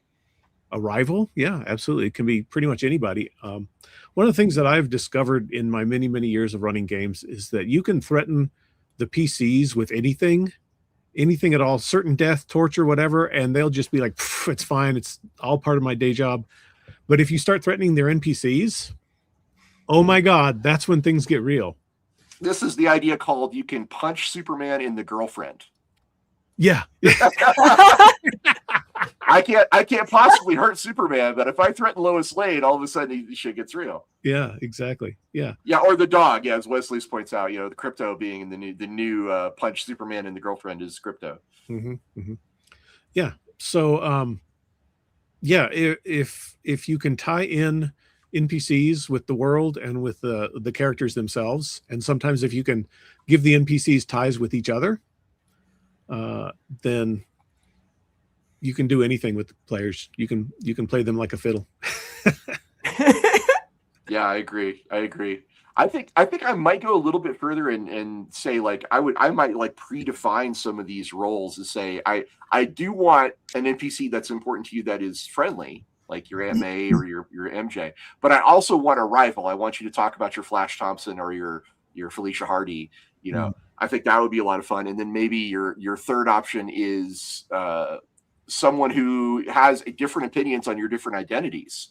Like someone who loves Spider-Man but hates Peter Parker, or vice versa. Yeah. Just as an example, I think that's my starting point. But I think I love the idea, and I'm just riffing on it. I'm improvising my own tune on your guitar. Yeah, I like that a lot. Yeah, J. Jonah Jameson in the Tobey Maguire movies, he liked Toby, he liked Peter. Did he though? As much as he likes anybody. In his way. He way. didn't sell him out. He was ready to die for Peter. That's true. True. Yeah, he protected him at the cost of his life for Green Goblin. Yeah, that's right. Exactly. I remember that. You got a super chat from Squid Tugboat. Bill, do you want to read this one? I like the idea of having a rival hero group that the players are competing with for media favor, so they can get government contracts to patrol nodes. Yeah, that's cool. That's a very cool idea. A rival hero group is a great idea. I've done it in the past myself. It's kind of a Thunderbolts versus the Avengers situation. Like in the current MCU, the new Avengers, the Thunderbolts, yeah. Right. Yeah, the new Avengers versus Avengers with a Z. Yeah, maybe they're competing for media favor. That's a good one. Maybe they're competing for clicks if you want to run the game like that. They could be if it's a Heroes for Hire time campaign where they're trying to earn money, trying to make a living, and they've got somebody else who's competing with them and stealing some of their better jobs. You can also turn that rival group. It starts as a rival, they're heroes. They're just different from us. And then, actually they're villains trying to discredit our names. So deep cut. and I'm gonna warn you, this is definitely like old man comic book reader idea, but for me, the thing that pops up in my head is the idea of the Green Lantern Corps, which had a rival in the Manhunters, which was the previous version of the Green Lantern Corps, which were these very judgmentally. They were RoboCops basically that were sent out across the galaxy and ultimately were replaced by the Green Lantern Corps. So that would be a fun rivalries to have like a previous version of whoever you are in that role. You could look at it in the MCU with the Shield, the Agents of Shield, and like their OSS predecessors in World War II, or even like rival spy agency groups as well. Alpha Flight has multiple different flights. They have Omega Flight and Beta Flight, and they can all be rivals together, even though they're part of the same umbrella. This goes so far as even into like Star Trek with the idea of different shifts on board the bridge of the Enterprise can be rivals. Beta shift. Yeah, that's a very Lower Decks. I love Lower Decks. Sorry, I do too. It's excellent. Even with the Flashes, this is like a little bit less contentious, but there's that legacy, right? And they play into it. Yeah, the Jay Garrick Flash versus the Barry Allen Flash versus the future Flashes. Oh yeah, that's true. Yeah. Actually, I think it's the more you can tie it into legacy, the better. With a rival group somehow, somehow, somewhere connected. I don't know. And maybe they're there's something that in the current X-Men 97 on Prime right now, they have I think it's X-Factor or X-Force, X-Factor Polaris and Havoc running their own team. That's X-Factor, but the X-Factor, X-Force, and X-Men are all in the same thing. And they are often butting heads with each other. They have different ideas, they have different attitudes, they have different mandates. So Batman did this with the Jean-Paul Valley version of Batman, for example. Where they had a rival. Yeah, Azrael. Yeah, better known as Azrael. Deep cuts galore from this guy. Hey. Yeah, for real. Hey. Great comments, good talk about. Thank you so much. All right. So there is one thing you can do that I don't know how relevant it is. It's just going to depend highly on how your group interacts with superheroes. But you can, if you want, structure your adventures like comic book issues. You can have cliffhangers. You can have big action beats versus the quieter character scenes. You can try to avoid getting bogged down in minutiae and have like a what do they call those? A wipe, right, from one scene to the next. You can even have like fun. You can even have like fun little bits like letters pages at the end if you really wanted to get really deep into it. That's a fun way to do like wind down and your XP to the game, etc. I like that idea. I've never thought of that, but yeah, that's clever. Yeah, I love leaving a session on a cliffhanger. You can't do it too often, or the players will start to expect it. Yeah, that's a one every so often, not every so often. Yeah, if you leave them on a cliffhanger, then next session they're like, okay, finally we need to know what happened. Gets them excited for the game before the game even starts. I also like to do. I will frequently start a session with a small battle, maybe some mooks or something, and then I will go into character development moments with different characters. I frequently just say, hey, let's do a little bit with you, and say that your girlfriend has just gotten back from an international trip. You haven't seen her for months. How does that affect you? And just a little 10-minute, 5-minute aside for some of the different characters. That's strong stuff. Yeah, like I could see like starting the session with like, okay, you're foiling a bank robbery. Is it hard? No, they're in the middle of doing it. They're almost done because that's what they do all day. Yeah, the classic is what's called like the cold open, and you can go look at a lot of the Bond films. How they open before the credits, the pre-credits sequence is usually a great way to like start out a superhero session. with some kind of event that's already in progress. You put them in media res, and then they resolve it. They can resolve it fairly quickly. It doesn't matter. And then you can move on to the meat of the story. But there's one more thing I want to cover for session 0, and then I think we can move on entirely from that. And I know that Bill's going to know what this is about, but I'm really curious to see what Vera thinks.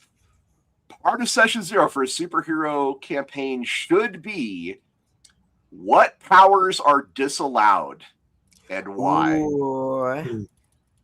And often those powers come down to things like time travel, dimensional travel.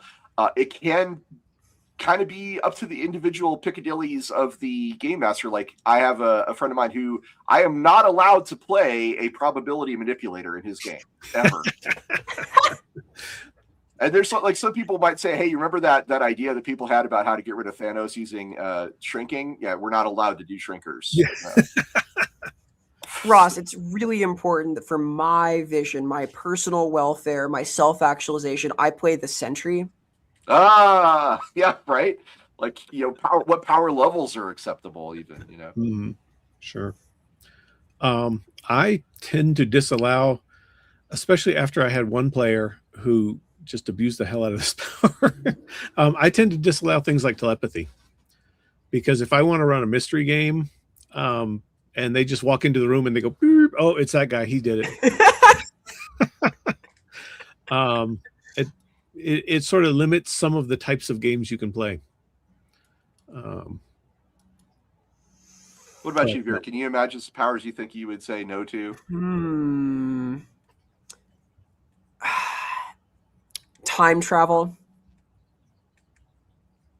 Like parallel dimension hopping. Doctor Strange is really cool, but oh my god, is that complicated for problem solving? Yeah. Rogue herself is often a very problematic type of character because in the lore, Rogue can touch roughly anyone and gain their powers, and that can be really bad if you're fighting Darkseid, for example. So sometimes there's a caveat on, like, you can play a power duplicator, but you can only duplicate up to this level, right? Or this many people. Duplication in general, like if you want to play Madrox or you want to play Triplicate Girl, I had a guy once who showed up with a character called Baker's Dozen. His name was Baker, and he could have 12 clones of himself. And I was like, okay, let's try it out. And then very quickly found that having 13 actions on your turn was way too many. Yeah. Wes Luz says, what about the power to have all powers? Rogue. Yeah. There was a character very obscure. This is a deep cut here. In when Grant Morrison was writing Doom Patrol, there was a character called the Quiz, and she had every single power that you couldn't think of. Wow. So okay. To defeat her, you had to call out all the power. Flight, super breath, super speed, strength, invulnerability. And every time you said something, she lost that power. That's actually kind of cool. I dig that. I like. That'd be fun, like side quest, I think. That was from the mad mind of Grant Morrison, so it was very unique take on superheroes.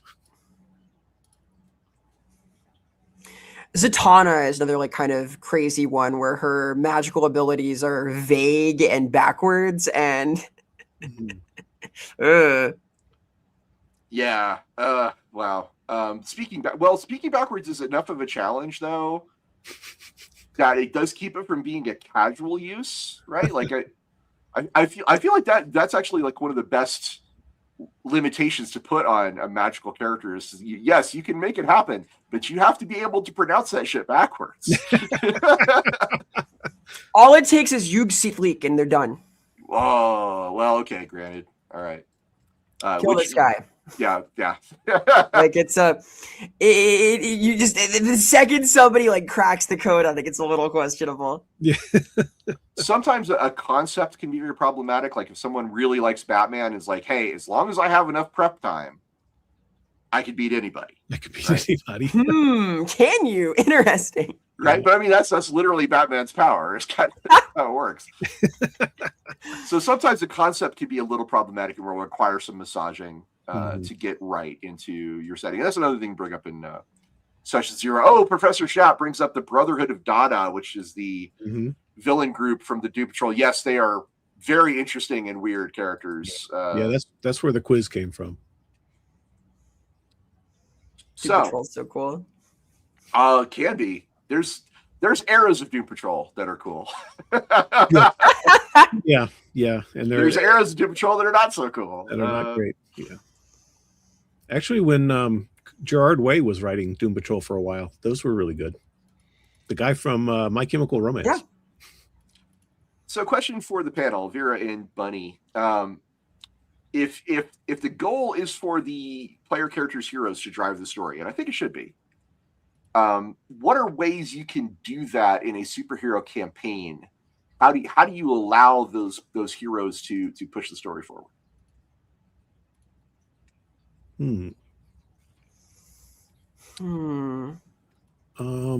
If there are multiple plots going on, if there are multiple things that the heroes can pursue, at the end of each session, I will frequently ask, which of these things do you guys want to go after?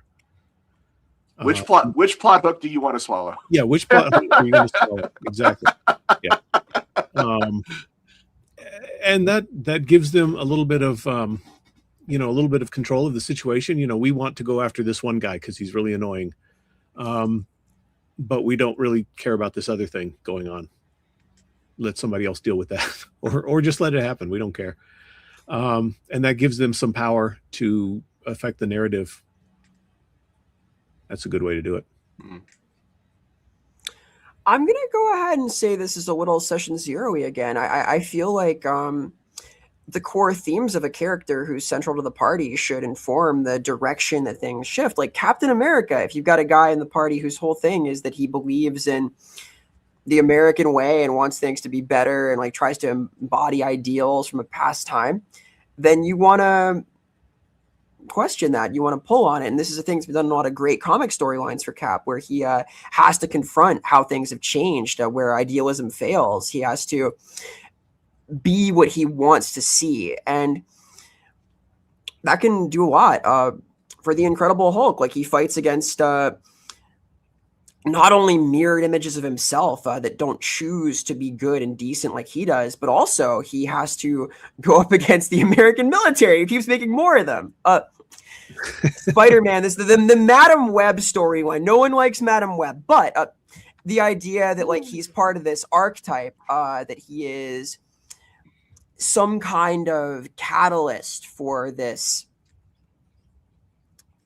sort of totem, and you see it reflected in other of his villains. That's kind of interesting. That can be provocative. There's material there. I think that kind of direction can do a lot. Mm-hmm. That's great. Yeah, I like that a lot. Nobody tell Cap what we did in Hiroshima. Just don't do that.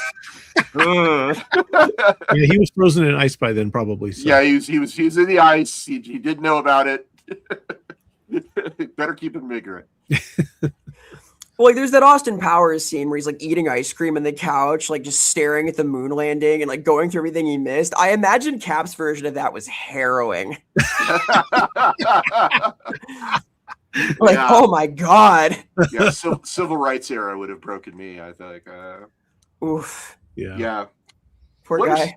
What are some ways to maintain momentum in a longer term superhero campaign? Like, I want to run a game that's going to last for a couple of years. How do I keep the momentum going?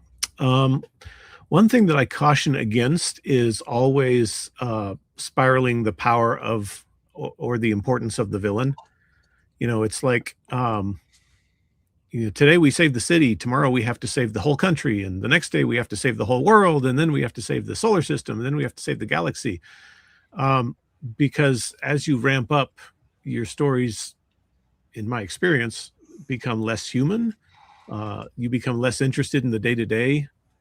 We're off saving the universe. We don't really care what Mary Jane Watson is doing today. So that's a pitfall to try to avoid. I mean, you can ramp it up. That's fine, but you have to ramp it up and then bring it back down. We have to save the rec center. Yeah. Save the city one day, and then okay, well now we just have to save our neighborhood because Yeah, honestly, tone shifts and shifting the stakes and shifting the tone are ways to keep that momentum going, because it's always good to like plot like maybe a shorter, you keep like a reasonable length of an arc, maybe 5 or 6 sessions, and then have like something really lighthearted for 1 or 2 sessions, and then dive into another arc might be a way to go. There's also something you can take from anime: time skips. Right? That's actually a really great way to kind of like say, okay, and now we've completed. Maybe we've completed 3 character arcs, 3 story arcs, and we're all really familiar with who we are in our world. Let's shake things up. Let's push it 5 years later and see what happens. Yeah. Young Justice did do that. Yeah. Legion of Superheroes did that at one point. Yes. Literally it was called the 5 years later arc. Yes. Another thing that I've done is you have your main party of heroes, and then I like to sometimes now make a second party that's not nearly as powerful. Make a Teen Titans version of yourselves, or make a street level group, and every once in a while we're going to switch over and play those guys for a session or two.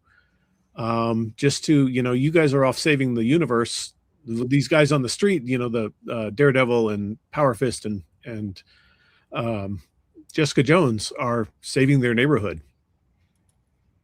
And that can be a very fun shift up, because the stakes go very different and the tone can change as well.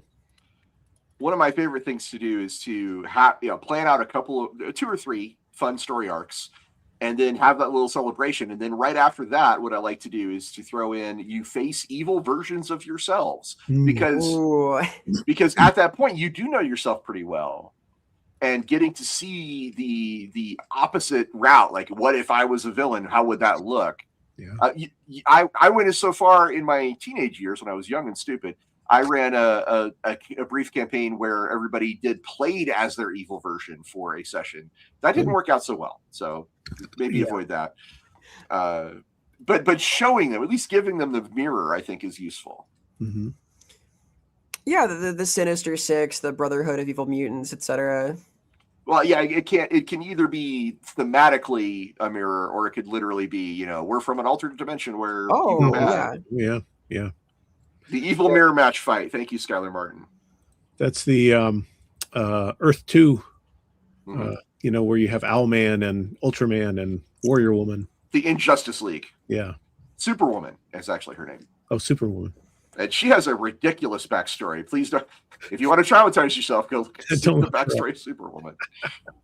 From Earth 2 specifically. Yeah. Professor Sharp says, play the Legion of Substitute Heroes. Yeah, that's perfect. Yeah, the Legion of Substitute Heroes is how would you define them, Bill? They are superpowered individuals who did not make the cut to join the Legion because their powers were either Goofy. not unique enough, or goofy, or just not very powerful at all. The Great Lakes Avengers is another great example of this. So the Legion of Substitute Heroes had like Stone Boy, who could basically turn his body into stone, but he was literally a stone. He couldn't move, right? Yeah, it was a form of hibernation. So he was basically asleep. Yeah. Which his power only works when he was asleep. Okay, so he's an interesting pair. And then there was a Night Girl who was super strong and invulnerable, but only in the dark.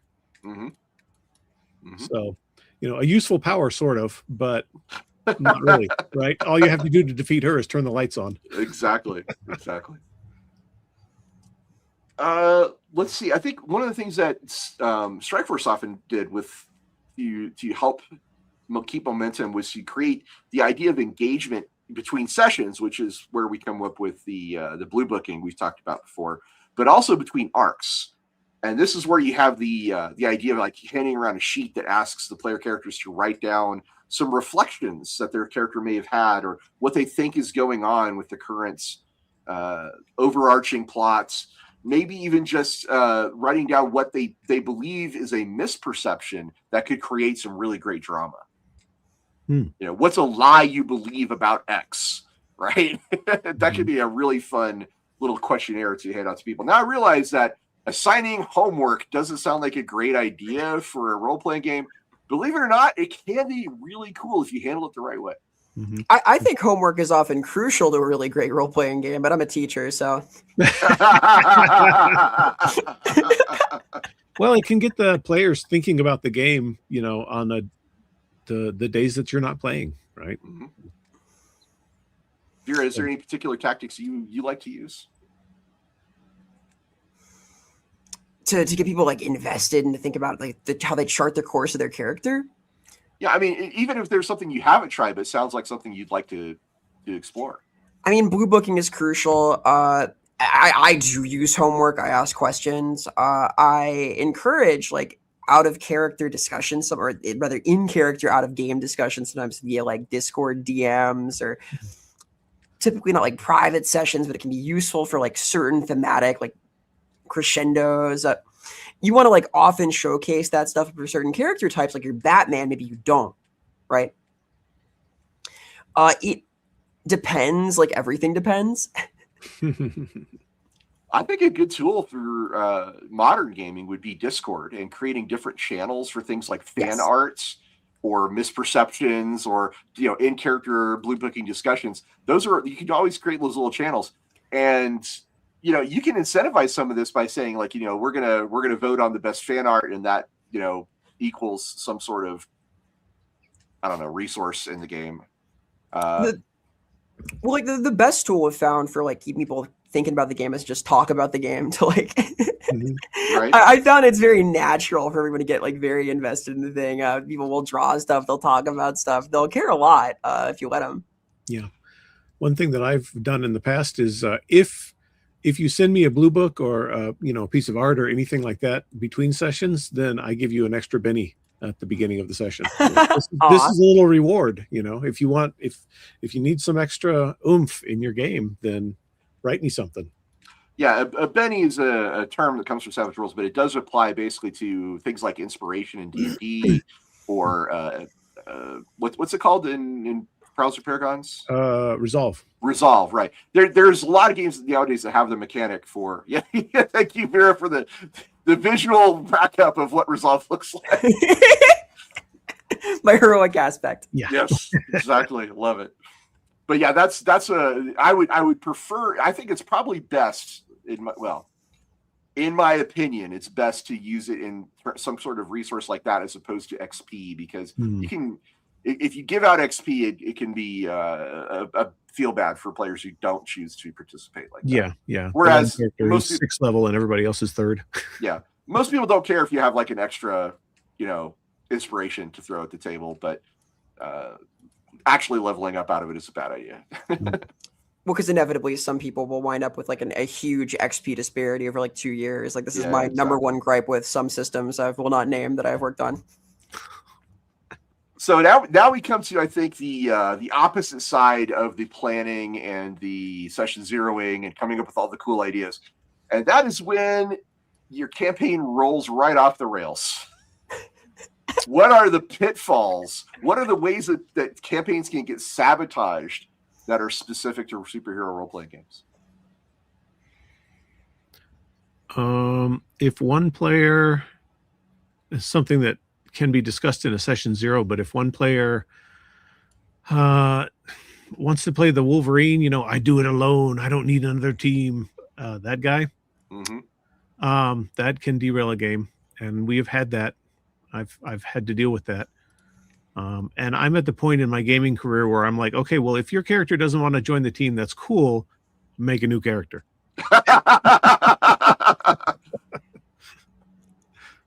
Like, I don't have time for your shenanigans. I'm not going to run a separate game for you. Well, with the Wolverine, it's crucial you have like his love interest, Scott Summers, to reel him back into the team, to keep him engaged and on board. Woo! Thruple. Yeah, it's actually funny that everybody thinks of Batman and Wolverine as these loners who never have friends and never deal with anything, but Batman's got 7 or 8 wards. Alfred.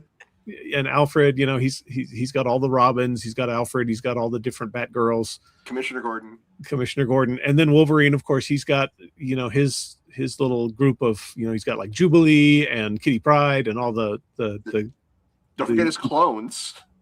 Yeah, X-23. He's got all these people who kind of he mentors that follow him around. He's got his entire life in Japan. Right? Yeah. Yeah.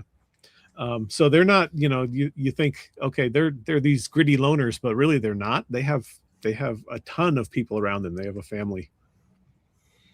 Logan's boyfriend is Nightcrawler.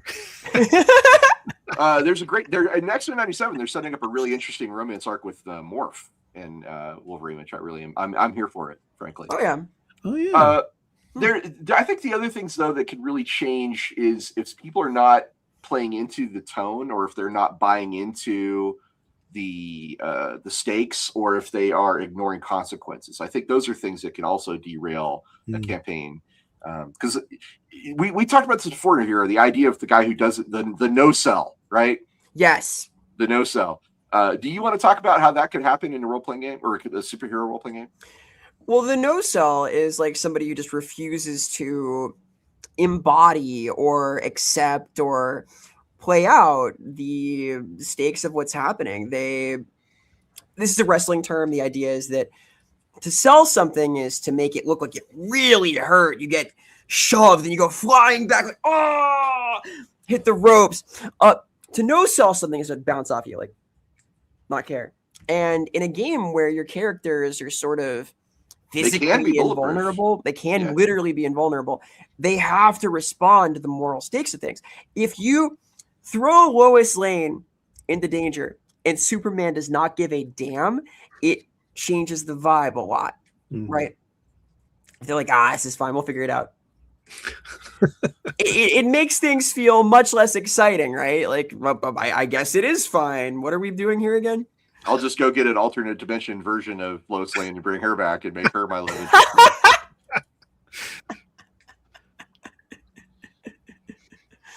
Poor Lois. Yeah, poor Lois. Another thing that happens is if you're in in sort of a Bronze Age or Silver Age type game in which violence is limited, and one person wants to play the Punisher, where he's just gunning bad guys down left and right, that can ruin the tone of a game, and that can bring things to a screeching halt. Do you have any like specific disasters that you can remember that you'd want to talk about on this show about how a superhero campaign went off the rails? I can talk about one if you want to wait. I'll think about it, but yeah, go ahead. So a good friend of mine and former roommate, Grady Elliott, who is also a Champions Insider, he ran a game called Vendetta Rhapsody for a while. I loved it. I was really a fan. But that game fell apart because Grady kept escalating the power level of the villains to the point where the heroes didn't feel like they were powerful. The examples I can give is our friend of the show, Michael Serbrook, was playing a speedster, and to find that he was being outspeeded by, what seemed like minor characters was deprotagonizing for him. And some of the challenge was always like every battle felt like it was the final battle of an arc, rather than, this is just some villains we need to beat up to move on to the next thing. No, this holy crap, they are way stronger than we thought, like every time. And that can be demoralizing. It can be it can turn what can be cinematic and cool and exciting into a grind. And I think that is one of the things that derailed, unfortunately, a very good campaign.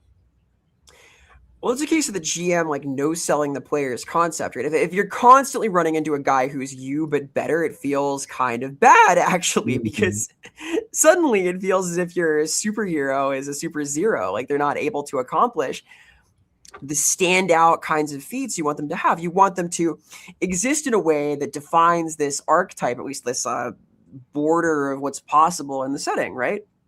Yeah, Bill and I were in a convention game actually, where we were playing the Shadow and Tarzan and the Spider. We were playing pulp heroes, and we were getting our butts handed to us by mooks on the street. And I remember we were just like, this does not feel like, we do not feel like pulp heroes. Yeah, I don't feel like Tarzan right now. I feel like a kid who put on a Tarzan costume for Halloween. It turns into like a comedy. Like we're just getting punked. If it were a funny game, then yeah, that would be great. If it were like the Venture Brothers or something, then you're gonna get your Go ass Team kicked. Venture. Go Team Venture. Let's see. One thing that my players will have told me, don't do this ever, is don't let the players want to be able to change the world somehow. They want to be able to think that their heroes have made a difference. Whether that's, on a grand scale or whether that's on a small scale. All we did was save the neighborhood. We saved the bodega from getting bulldozed over. I feel accomplished from doing that. I did a good thing. If they're like, okay, well, we beat the bad guys and then we go back home and somebody bulldozed the bodega while we were gone, we didn't do anything. We feel useless. So another thing to think about. Yeah, I think that's really part of the power fantasy of playing a superhero role-playing game is the idea that you can change the world, that you can have a positive impact. You can save people, even if you save people using extreme violence and gore, like in The Boys. Right? You are ultimately, your goal is to make the world a better place, and there's something satisfying in the pursuit of that, right? Mm-hmm. Yeah, and keep in mind that if you're emulating the comics, like Marvel Comics, their motto is the world outside your door. Essentially, Spider-Man can't really make a long-term difference in the world because the world's always going to reset to zero. But in a game, you're not limited to that. You can have the world change. You can have the characters. One of the characters in a game that I recently ran, she was a doctor and she wanted to create. She had this way of creating stem cells that you could regrow organs with. So if somebody had cancer or they had grievous injury or something. And he told me, he's like, I want in future campaigns, after this technology has been developed, I want people to be able to say, yes, this doctor created this thing and it saved my life. Aw. That is pretty cool. Yeah. Yeah, power fantasy is uniquely important to this genre, I would say. And that can go beyond just punching a guy really hard. It is the goal of the hero is to make a difference. Mm-hmm. I'd say one other way that you can unfortunately sabotage a long-running superhero game is to fail to follow through on the promised arcs. And this actually comes back to Vendetta Rhapsody for me. I was playing a battlesuit character, like an Iron Man. And it was a suit that I hadn't built, that I had inherited from my dead spouse, and I barely knew how to make it work. And that never came up. It was never an issue. Like, there was never a moment in that campaign where I got attacked where I wasn't in my suit, where the suit wasn't a problem for me. Nobody ever tried to hack it. Nobody ever tried to. I never had a problem trying to make some of the technology work. And I was thinking to myself, this is bad. Partially because Champions rewards you for putting your powers into an object rather than yourself. So I was a very strong character who the weakness never just cropped up. But story-wise, it was very unsatisfying too.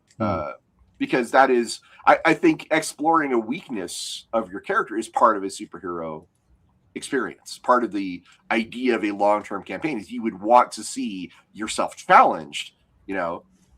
Spider-Man has to save somebody without his powers, or do it while only in secret identity, or do it with a bag over his head. Yeah. Well, in Spider-Man's case, he has to do it at the cost of something else that's important to him. He has to let down Aunt May again, and he has to care about that. Like, that's a big deal. What do you sacrifice to achieve to save Gwen Stacy, right? If Spider-Man is never horribly inconvenienced, he is not Spider-Man. Yeah. So failing to follow through, I think, can also at least create dissatisfaction. Yeah. Sort of riffing on that a little bit, Ross. Most superhero games have a disadvantages mechanic or a flaws mechanic, something like that. Mm-hmm. And I tend to think of, as a game master, I think each flaw that a character takes is a chance for them to have the spotlight. If you have a NPC, if you have Mary Jane Watson, then if she doesn't come up and disadvantage you in some way in the campaign, then that's a missed opportunity, you know. Like Vera was saying, if you don't have a chance to disappoint her, because I had to save this school bus from falling off a bridge, but I also had a date with Mary Jane, and now I missed it, and now she hates me. That's meat for a player. Yeah, I do also. There's ways to make the flaws consequential, but there's also ways to make them just feel extremely just really feel bad. I remember there was this guy I used to game with who had some challenges as a game master, let's be clear, but fun to game with nevertheless. And he was telling me about a campaign where one of the players had this idea where, you know, the Batman's one rule, I don't kill, right? That was their whole thing. And he wanted to challenge that, so he set up a scene with a bad guy who was a power armor bad guy called Ankylosaur, if you're familiar with Champions. Yep. And the bad guy had set up like a dummy suit made out of tinfoil where, you know, the character's girlfriend was trapped inside of it. And, you know, oh, you accidentally killed your girlfriend because you attacked me. Ha ha. How do you feel now? Thanks. And I was like, man, I would just walk away from that table. Like, that's that is not how you do that, bro. Yeah, I had a character who was also kind of an innocent, didn't like the idea of killing, would never do that. And she attacked a guy who was in a super suit. And she assumed had some kind of defenses. He must have a force field, or he must be super tough or something. And she punched his ass through a wall and put him in the hospital. And that became like a thing for many, many sessions afterwards, where she felt guilty and she would not use her powers to the full effect after that. She'd run up to somebody and she'd just kind of tap him just to make sure that he's okay. Can you take it? Sure. and she got her ass kicked a few times because she was not using her powers to the full effect. But that's a good way to do it. But that's a good way to do it. And also, the guy didn't die. He ended up in the hospital. He was hurt. You know, he had a bunch of broken ribs, but no one could have survived that, Bill. Nobody could have possibly. But it just goes to show how important it is to manage tone and expectations, right? Mm-hmm. Like Yeah, it's exactly. crucial. It's crucial for the feel. Yeah, and you know, again, this is a lot of it goes back to Session Zero. A lot of it goes back to that concept. A lot of it goes back to making sure everyone's on the same page as to what kind of superhero story are we telling. Mm-hmm. I would like to point out that My Hero Academia has some really fascinating looks at superheroes that I think are unusual, like the idea that powers can be a legacy and have a name of their own and have a strength outside of the character even themselves, which is pretty fascinating. Mm-hmm. Oh yeah, and we see this in American comics too, like Shazam, for example. Right? Yeah. The Phoenix Force. Yeah. Right. There are ways to do it in modern media or mainstream media. But yeah, this is a good time. Maybe if you chat, if anybody out there has had a disastrous moment or something that knocked your campaign completely off the rails, let us know. We will be happy to discuss it. Share your either most successful or least successful story. I think that'd be really fun. Yeah, I'd like to hear that.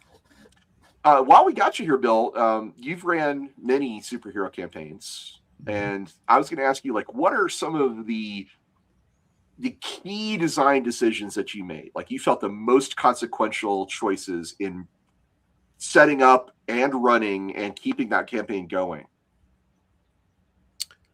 Oh man, that's such a huge question. No pressure, buddy. No pressure. No pressure. Yeah, no, that's an enormous question.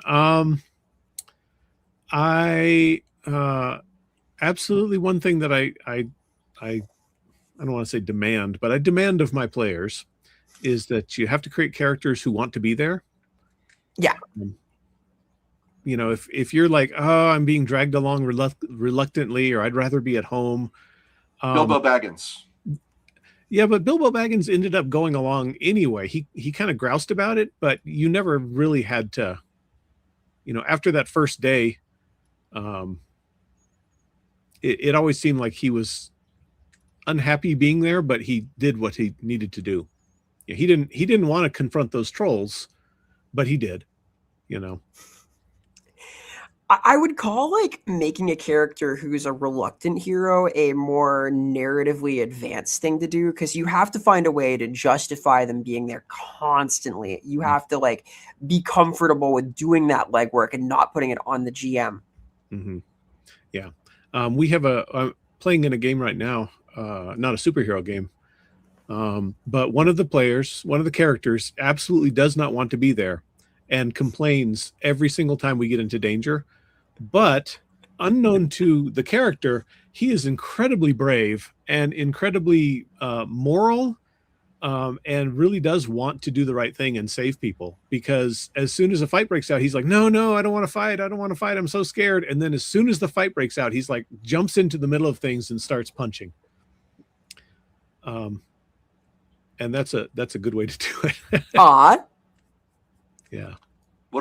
So that's like one key design decision is to make sure that people have reasons or make sure everyone's willing to do the thing. Mm-hmm. All right. Yeah. What's another big decision that you feel like is consequential for doing a good superhero campaign? Power level is important. Make sure everybody knows, whether you're playing, as Guardians, we're playing gods, or we're playing, Daredevil, who has like one power. It's a very good power, to be good clear. Power. Yeah. Well, he's got two. He's got two. He has super senses, and also he can take a punch like nobody's business. I mean, from a regular guy, sure. Yeah. So yeah, power level, you have to determine that and make sure that everybody is aware of what the power level is and, what expectations are for building your character and what the expectations are for what sort of dangers you're going to be facing. For me, I think something I've learned over the years is that I think, especially if you're starting out or just doing it, or you want to keep things focused, maybe limit the number of powers that a character can have right off the bat. One of my flaws in this, I think I will blame this partially on myself and also partially on Champions as a rule set, is that I built Swiss Army knife characters. I built characters that could do everything. I had a movement power. I had an attack power. I had an investigation power. I had a defense power. So I really felt like there wasn't ever a time where I was challenged because I had an answer for just about everything. Now, that's not to say you can't play characters who have a utility belt, or you can't play characters who have, a magic book of spells. But like a good example of this is Nico from the Marvel's Midnight Suns. She has the Staff of One, and she can cast like one really good spell, and that's it for the day. Yeah. But that spell can do she can solve one problem for sure. Yeah. And then after that, she's done. And that's I think a far more interesting character than a character who can solve everything all the time. Mm-hmm. So yeah, when you've got a character who's like hyper confident in every sphere, it can be useful to make them not applicable in some scenarios, or for whatever reason. Like maybe they have the cooldown mechanic, like with the one per day. Maybe they literally cannot access it unless they negotiate with their other self, like like Smeagol and Gollum. Yeah, but more useful.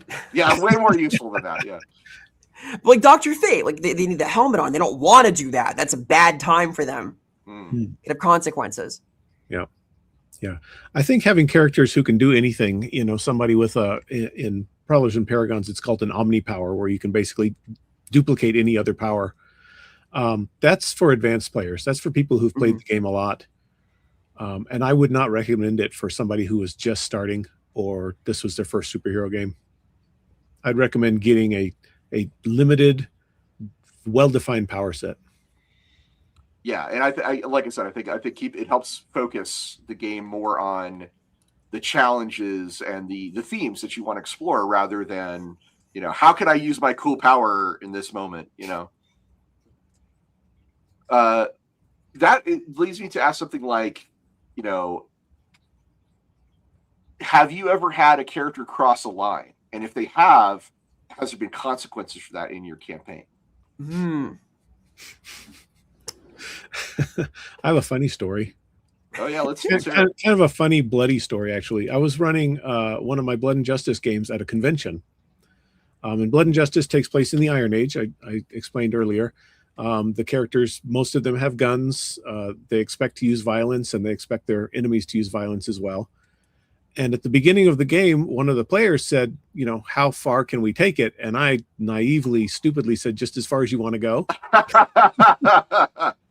And at the end of the game, they had caught the main bad guy, and the player was like, so I can do pretty much whatever. And I was like, sure, why not?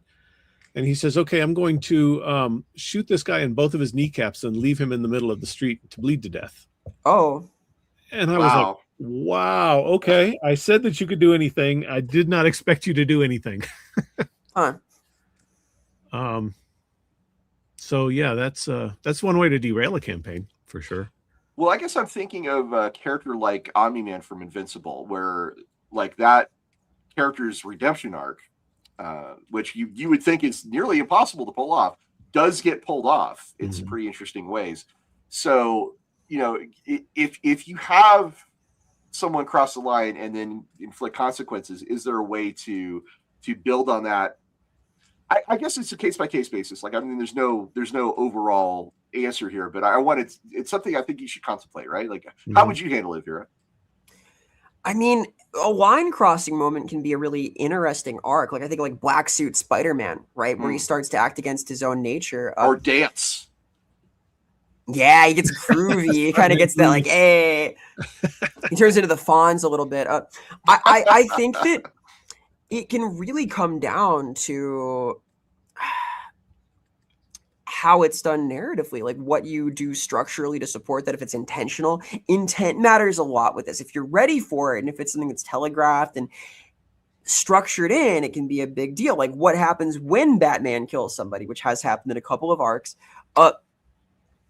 It can be illuminating. It can be interesting. It can be total derail. There are a lot of things it can be. That's one of the game master's most powerful tools, is to say, "Are you sure about that?"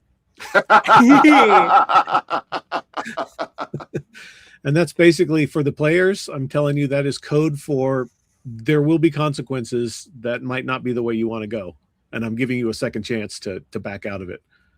I had a moment of that actually yesterday. Well, not yesterday. It's Sunday in our D&D game, where a player got into a drinking contest, and they had the luck power where they could re-roll, and they used it on the first round of the drinking competition. I was like, "Are you sure it's only going to get harder from here?" They're like, "No, I want to make sure I clear the first round." I'm like, "Okay, all right, fair enough." But it was a little bit eyebrow raising. Like, this is literally the easiest it's going to be. Yeah.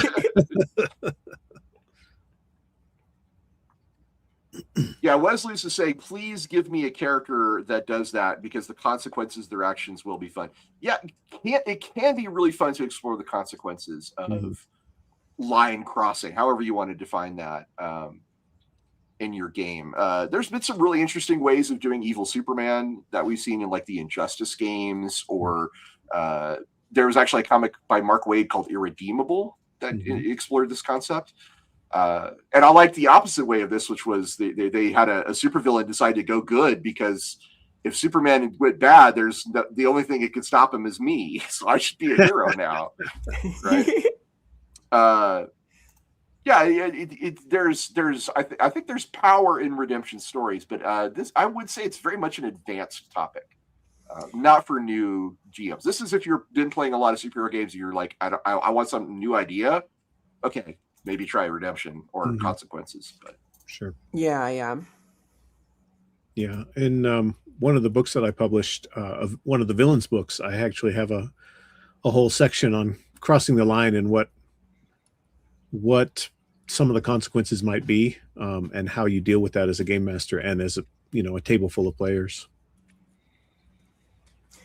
It's a compelling question. Like, it can define the next arc of your campaign. Like, it'd be a beat where your character changes forever, or you can no-sell it. Yeah. Or you can also take the player aside and say, okay, well, you've crossed the line. You're a villain now. Ooh. How about we make a new player, or how about we make a new character, and the next story arc is going to be dealing with this hero who went rogue. This is also kind of feels it plays into the idea of like a structure, because there are things you can do in one-shot games, like a convention game, Mm-hmm. that are very different than you would do in a long-term campaign. The structure of a one-shot, for example, there's a guy that Bill and I both know named Rod Curry, Mm-hmm. who ran some very deep, very heavy storylines in a one-shot format, because he was able to bring, like, here's all this backstory you need to know, and you would read the document, and then you get your character, and then you'd play out, like, discussing the question: should we have the power to revive this person from the dead? Should we use it? Or this is the evil versions of ourselves. What lesson do we take away from that? Right. And it was hyper focused, but it was also very deep. But by the same token, one shots can be great for your Legion of Substitute Heroes, or your goofy ass power characters. Bill, you've ran a lot of convention games. Vera, have you ran convention games before, like one shots? No. I only started going to cons recently. Well, convention games are a whole different animal, in that you can present, I think, more intense and more lighthearted and more varied options than almost any other way to role play. Because people at a convention, it's like a menu, right? They select which one they want to play. And sometimes your hook can be, hey, I'm offering you something you can't get at home, or I'm offering you something you've maybe never tried before. So, Bill, how do you structure a one shot for a superhero game as opposed to a campaign? When I'm writing the adventure, I do a 3-act structure generally. Start with an opening act, usually a fight of some sort, just to get the players invested in the characters and get them to look at the character sheet. And then I do more of a character in the center. The second act, I have a character building arc or a mystery or, investigation, stuff like that. And then the final part of the game is usually a big fight with the main bad guy. And it's as simple as that. Sometimes if I'm running a longer session, I'll add more acts that can be either moved around or left out if necessary, if things are going too slowly or too quickly. Yeah, that's good. And I mean, not for nothing, but superhero RPG gaming is maybe a little tougher sell than D&D, right? So a one shot's not a bad way to test out your group, see if they like the idea. It's one of the reasons I brought it up. Bill, like when you do a one shot, though, I think something that you do very well, as opposed to a lot of other GMs, is the way that you present the information for the character, not just their stats and abilities, but like who they are. And could you talk a little bit about the way that you do that and why that works? Or seems to work, at least for everybody. It does seem to work pretty well. I give all of the characters a background, like this is who you are, this is where your powers come from, and then I give them a motivation, like you are in this because somebody murdered your Uncle Ben and you feel responsible for it. You never want that to happen again.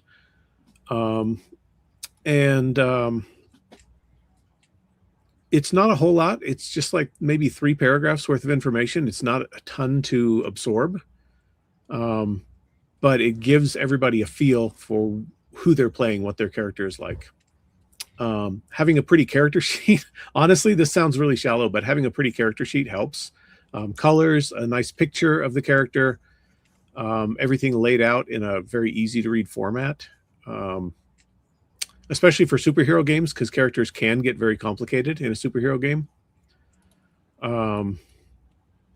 You have a concise way of laying out the tone and the overall concept as well, like at the very beginning. Can you talk a little bit about that as well? Yeah, generally speaking, I have an elevator pitch where I talk about what the game is going to be about.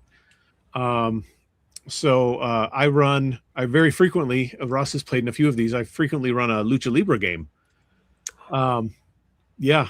I've heard of this game. I've heard of this. With Mexican, wrestlers. And essentially I tell my players, okay, what we are doing is we are making a movie in the 1960s, black and white, really cheap. We're filming it over the course of a weekend, starring wrestlers, masked wrestlers. So everything is going to be very cheap, very goofy, very silly. But I want you all to react to all the goofiness with complete seriousness, Deadpan. absolute gravitas, right? So if a bunch of midgets run, I don't think that's a proper term anymore. Little people. If a bunch of little people in mouse costumes run into the room, it looks ridiculous, it looks silly, it looks stupid, but I want all the players to cross their arms and say, oh no, the city is being invaded by giant rats, So it's like an elevator pitch. It takes maybe 5-10 minutes at the beginning of the session where I go over the character sheets and I give everybody a feel for what the mood is going to be like. And it works. It gets everybody into character pretty quickly. Yeah, I think, well, it works. It worked for me. I've played in a lot of Bill's camp. If you ever go to, what is it called? Genghis Khan here in Denver, Colorado, and you see Bill Keys is running a game, my recommendation is to get in one of his games because they're super fun. Yeah, but get in early because they always sell out. Because it's a very good GM. I'm not bragging, but I mean, true, a little bit. Pretty quick. Cursed with awesome. Yeah. Cursed with awesome. Vera, is there a way you would prepare differently for a superhero campaign if you were going to run something short as opposed to something long? I would prepare one villain. And I would make it very clear that that's what it's going to be about, is overcoming their mooks and going through their secret base. And you just want to make it tight, right? Like the whole goal is to have as many points hit for your different characters as you can, like play into the backstories of your prepared characters, have that villain be relevant to them. You can be cute with it. You can allude to past issues and things. There's a lot of ways to make your players feel as if they're stepping into a continuity that's been going on. Like it's very common in comics for see issues 16 through 18 of Amazing Friends for why this is happening. You could like give that aside to your players. That's clever. Something this whole conversation has really inspired in me is the idea of kind of easing people in from a Dungeons & Dragons perspective to a superhero game. And it brings to mind a couple of options. First of all, there is a game setting from, now this has been 20-something years, but it was called Base Raiders. And it was basically the idea that you are sneaking into super villain layers or superhero bases where they're not at home. And it's kind of like a dungeon crawl through the X Mansion or something like that. You could look at it that way, like treating the Danger Room as a form of a dungeon crawler, looking at just altering your perception a little bit differently to look at how superheroes could be a D&D adventure. And secondly, there's actually some really great characters that emulate archetypes you would find in Dungeons & Dragons, like Hawkeye is just an archer. He's got a lot of trick arrows, but we know how archers work from Dungeons & Dragons. Doctor Strange is just a really good wizard, right? Mm-hmm. There's ways to adapt it to, I think, people who are used to playing D&D to give kind of not to trick them into it, but to give them a easy way in. Does that make sense to you guys? Yeah, absolutely. Oh yeah. All right, we got a super chat from Necromancer Kobold here. Coming in sadly late, not to put y'all in the hot seat, but what are y'all's favorite comic superheroes? Mine is Superman. Basic, but I love him. Captain America, for me. I love Cap. The first, I've loved him all the way back to my youth, but the Captain America movie was so good, and I was I was like, you're going to mess it up. There's no way you can get Cap right, and they got him right. And it talking about the first Avenger, right? The first Avenger, yeah. Not the Red Brown 1979. Not the Red Brown. Well, no. What about that one? Chris Evans. They got him so right, and it would have been easy to mess him up, and they did not mess him up. It was great. All right, Vera, who's your favorite superhero? I see plural here, so I'm going plural. I quite like Batman. I like him as the world's greatest detective. I think he's great fun. I like him as Adam West. I like Spider-Man a great deal. I like Benjamin Grimm, the Thing. And I like Deadpool. Nice. Nice. That's a good list. Good lineup. Yeah. I never liked Deadpool until the movies came out, honestly. Yeah. Film Deadpool is best Deadpool. I promise there are really good comic runs. I promise. That's probably true. That's probably true. Yeah. We are unfortunately '90s kids, Bill and I. We remember the Liefeld era of Deadpool. Oh no. Yeah. I'm gonna say, while I love Batman and Superman a lot, if I had to just pick one, I would say Spider-Man, because he's so relevant, he's so relatable. Like he's always struggling, and he's always struggling with stuff that we as people deal with. You know, being places on time, living up to your relationship commitments. Reaching out when you need to reach out. Like there's always some lesson in the Spider-Man story that just hits me, and I'm like, yeah, that's me. I deal with that. So yeah, I think there's nothing wrong with Superman though as a pick. All-Star Superman is a great story. You should definitely check that one out if you haven't. Or What Do You Get for the Man Who Has Everything? Or Last Son of Krypton. There's some really great Superman stories out there. Do highly recommend. And of course, the Superman and Lois TV show was really good, like super good. Yeah, it was. I'm going to step away from the computer for just 1 second. Absolutely. Let me just take you off the screen here, Bill. There you go. Wow. So this has been a good episode, Vera. I think we've covered a whole lot about how to run a superhero campaign. But is there anything you think we should probably hit before we transition into something else? What if you want to play villains, Ross? Hey, there's actually a great book for this called Necessary Evil. Are you familiar with it? I am not. So in Savage Worlds, they created a setting called Necessary Evil. And the idea is that this alien invasion happened, and the aliens got into a big fight with all the world's superheroes and destroyed them. Oh. So the only ones left to defend the Earth, because this is where they keep all their stuff, are the supervillains. Mm-hmm. And it is a really fascinating way to play as a supervillain, but you still have a very focused goal. You're not just going out there and oppressing random person on the street. You are like, these aliens got in the way of my world conquest. I am the only one who's going to conquer the world. And I dig that whole approach a lot. That would be my preferred method of playing as villains. No, I can see that, because you need like an anchor. If it's just like bullying townspeople and running away with your big sack of money with a dollar sign on it, it's not quite so compelling.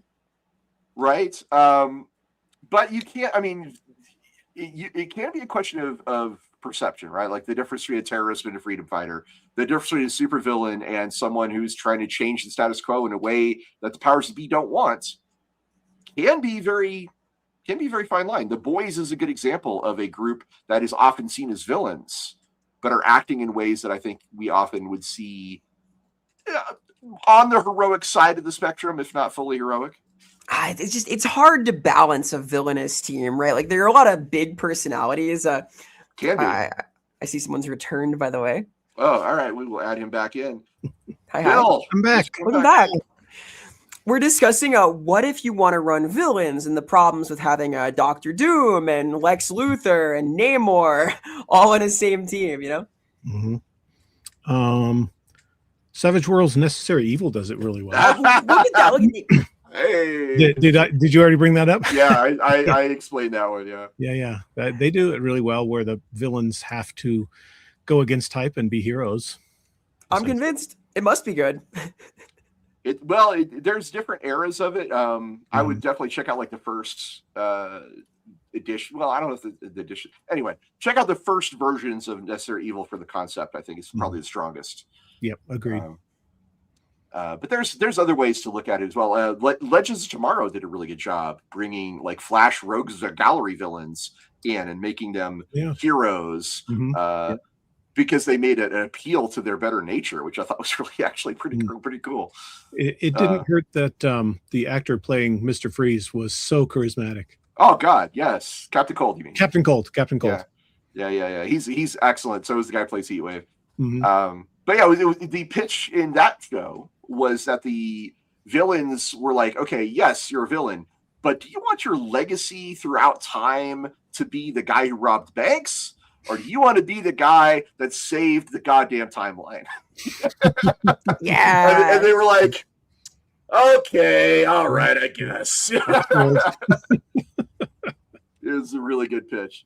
Yep. Speaking of villains, Vera, this is a good time to talk about the cool thing that Bill has got going on. He's got a Kickstarter in the works, and let me see if I can. Hey, look at that! Ooh. What are you working on, Bill? What is this? Glimmers of Darkness is a new villains book for Prowlers and Paragons, which is a great system. I won't try to sell you on that, but I will sell you on the villains book. It's going to have about 30 new villains, 2 new monsters, a couple of new villainous organizations, and they range in power from being like a street level nuisance all the way up to being a godlike, threat to the entire galaxy. I've been writing it for a while. I've been kind of coming up with villain ideas for several years now, honestly. And these are villains that would fit into any kind of campaign, ranging again from, street level, Iron Age type game all the way up to Avengers, or higher. Now, if you are a guy who's done a lot of D&D campaigns, like Bill has, like I have, like Vera has, you know that a good villain actually can set the stage for an entire arc of games. Like, it doesn't have to be just one and done, although that it certainly can. I mean, there are probably guys in this book you can defeat in the opening sequence, and then there's guys you could probably have to deal with for an entire arc or a whole session. Mm-hmm. And there are guys, villains here who are that can be very sympathetic, like they are misunderstood or they're doing this out of desperation. And there are guys who are absolutely irredeemably evil that need to be taken down. I'm sure Vera has a lot of questions. I can see it in her eyes. So many questions, Vera. What do you want to ask? I want to ask, who are a couple of favorites here? Can you give us a hint as to what kind of cool personalities are within? Yeah, I can show off a couple of special. Yeah, show off some of the pictures here. Ooh. This is Rakshasha. He is a demonic overlord from another dimension, who became trapped on Earth and is now trying to take it over. He's a master of illusions, as well as being a very powerful combatant, hand to hand, and also has magic. See, illusion powers, like they did this a lot in the X-Men with Mesmero, right? Illusion powers can be a really fun way to give your character a different perspective on events from their life. Like Mysterio does with Spider-Man a lot, for example. Yeah. So a character who uses illusions can be a really fun way to make your players reflect on some of their history as a superhero. Mm-hmm. Yeah. And this is a guy that could define a whole campaign. Absolutely. Technically, yeah. He's got Mastermind written on him. I can see that from the artwork. He's very powerful. He's definitely the Mastermind type. He's the type where you don't know who the bad guy is up until the very end of the campaign. He's got minions and people that he can control. Oh yeah. Sweet. So when you're structuring out a book of villains like this, what do you try and provide in your villainous archetypes, your antagonists? Oh boy. This book is actually a little bit random, to be honest, because mostly I work on my own setting called Blood and Justice, which is very Iron Age. But I will come up with villains that don't fit into that mold. And so I haven't been able to put them in my Blood and Justice books. So I've been sort of saving them up for this book. So they're kind of all over the place. There are a lot of master villains and there are a lot of one-shot type people. Yeah, this character doesn't look like she would fit into an Iron Age game. No. This one, she calls herself the Hexen because I love puns. Ah. She is a witch who is also a cowgirl. So she casts spells through her pistol. That's like her magic wand, and she has a magic 10-gallon hat and enchanted belt and all those cool things. And of course, she has a flying horse. It looks to be like this is like She-Ra or Sailor Moon who decided to become an outlaw in the Wild West. Yeah, the horse has definitely got a I can't remember what She-Ra's horse was called, but yeah, it's got kind of that Spirit. I hate that I remember that, but it's Spirit. Yes. Yes, this horse is called Sterling. And like the Lone Ranger's horse. I yeah, get it. so Yeah. well, Silver. But yeah, he's kind of a coward, and he is always like, "Oh, we should not be robbing this Oh, bank." it's Cringer. Yeah, he's kind of a cringer type. Oh, that's a great touchstone. I dig that. Yeah. Aw.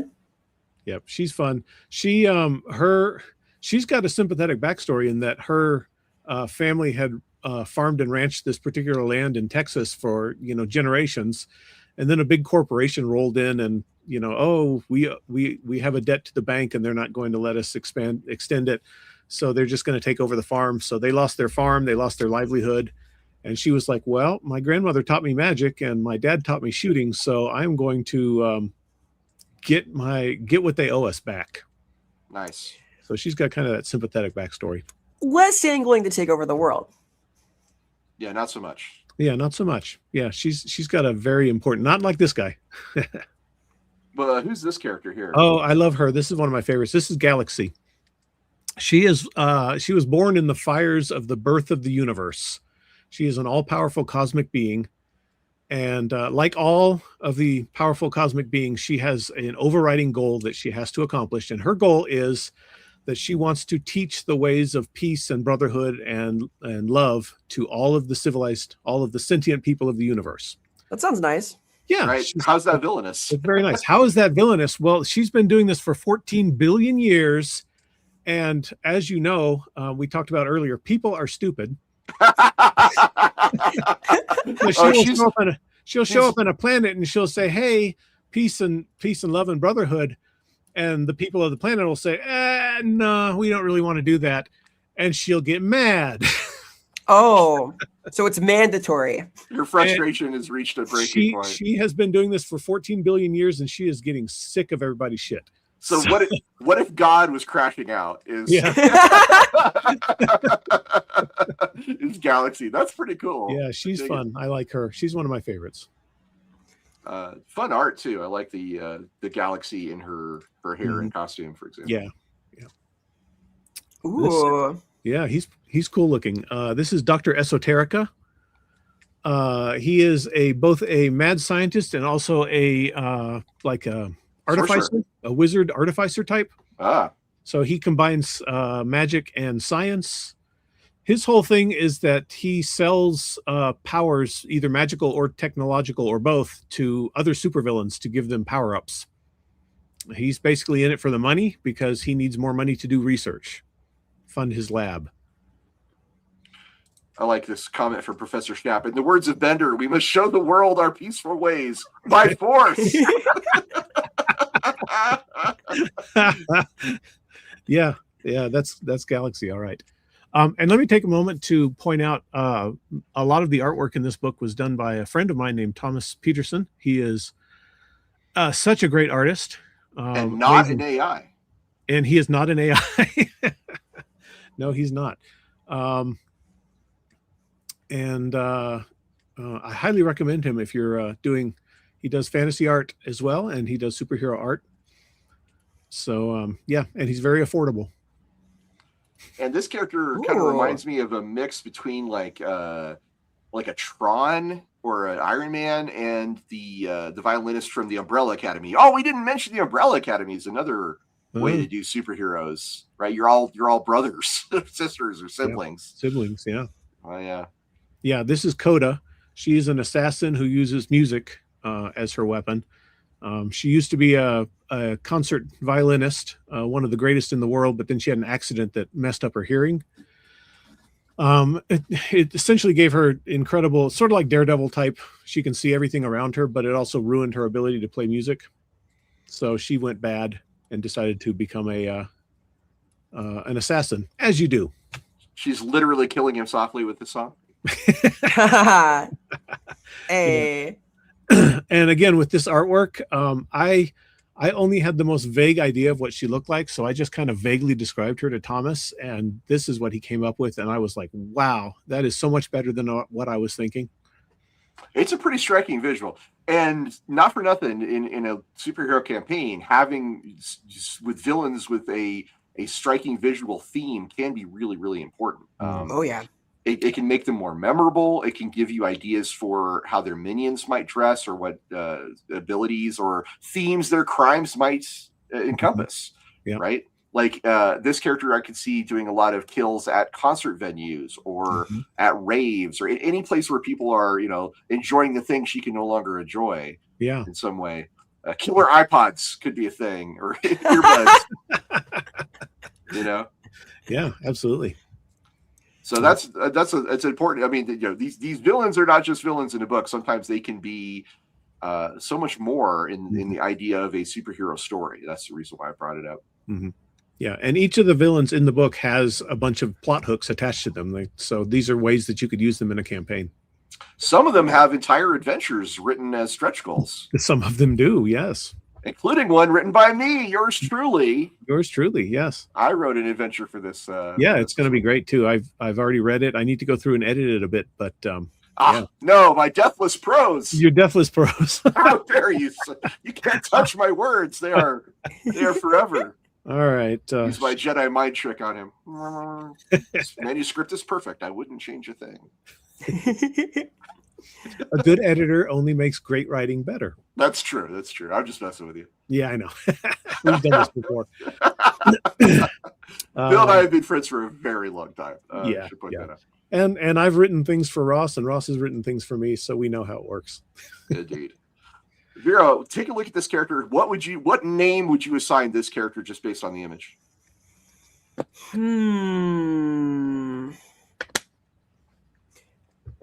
50,000's housewife.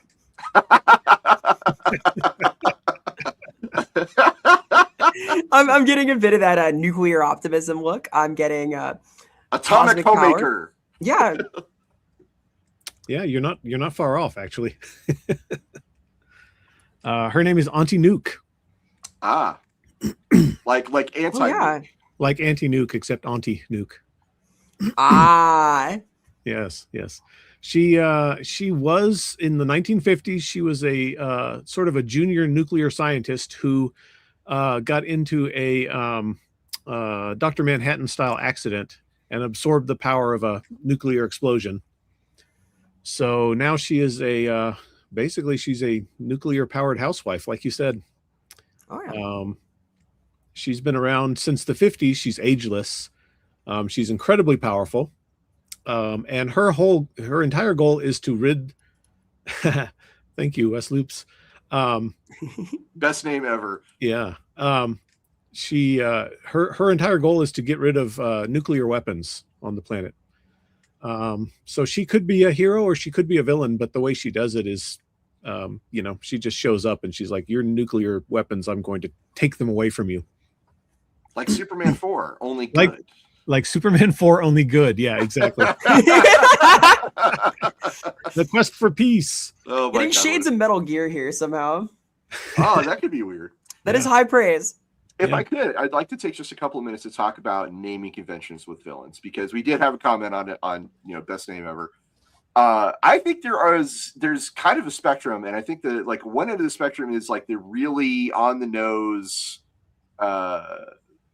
pun centric names, and those can be both for goofy characters and they can actually work for serious characters, but it does create a certain vibe, right? It's a little more fun, it's a little more lighthearted if you have the antagonizer, right, with her ant powers.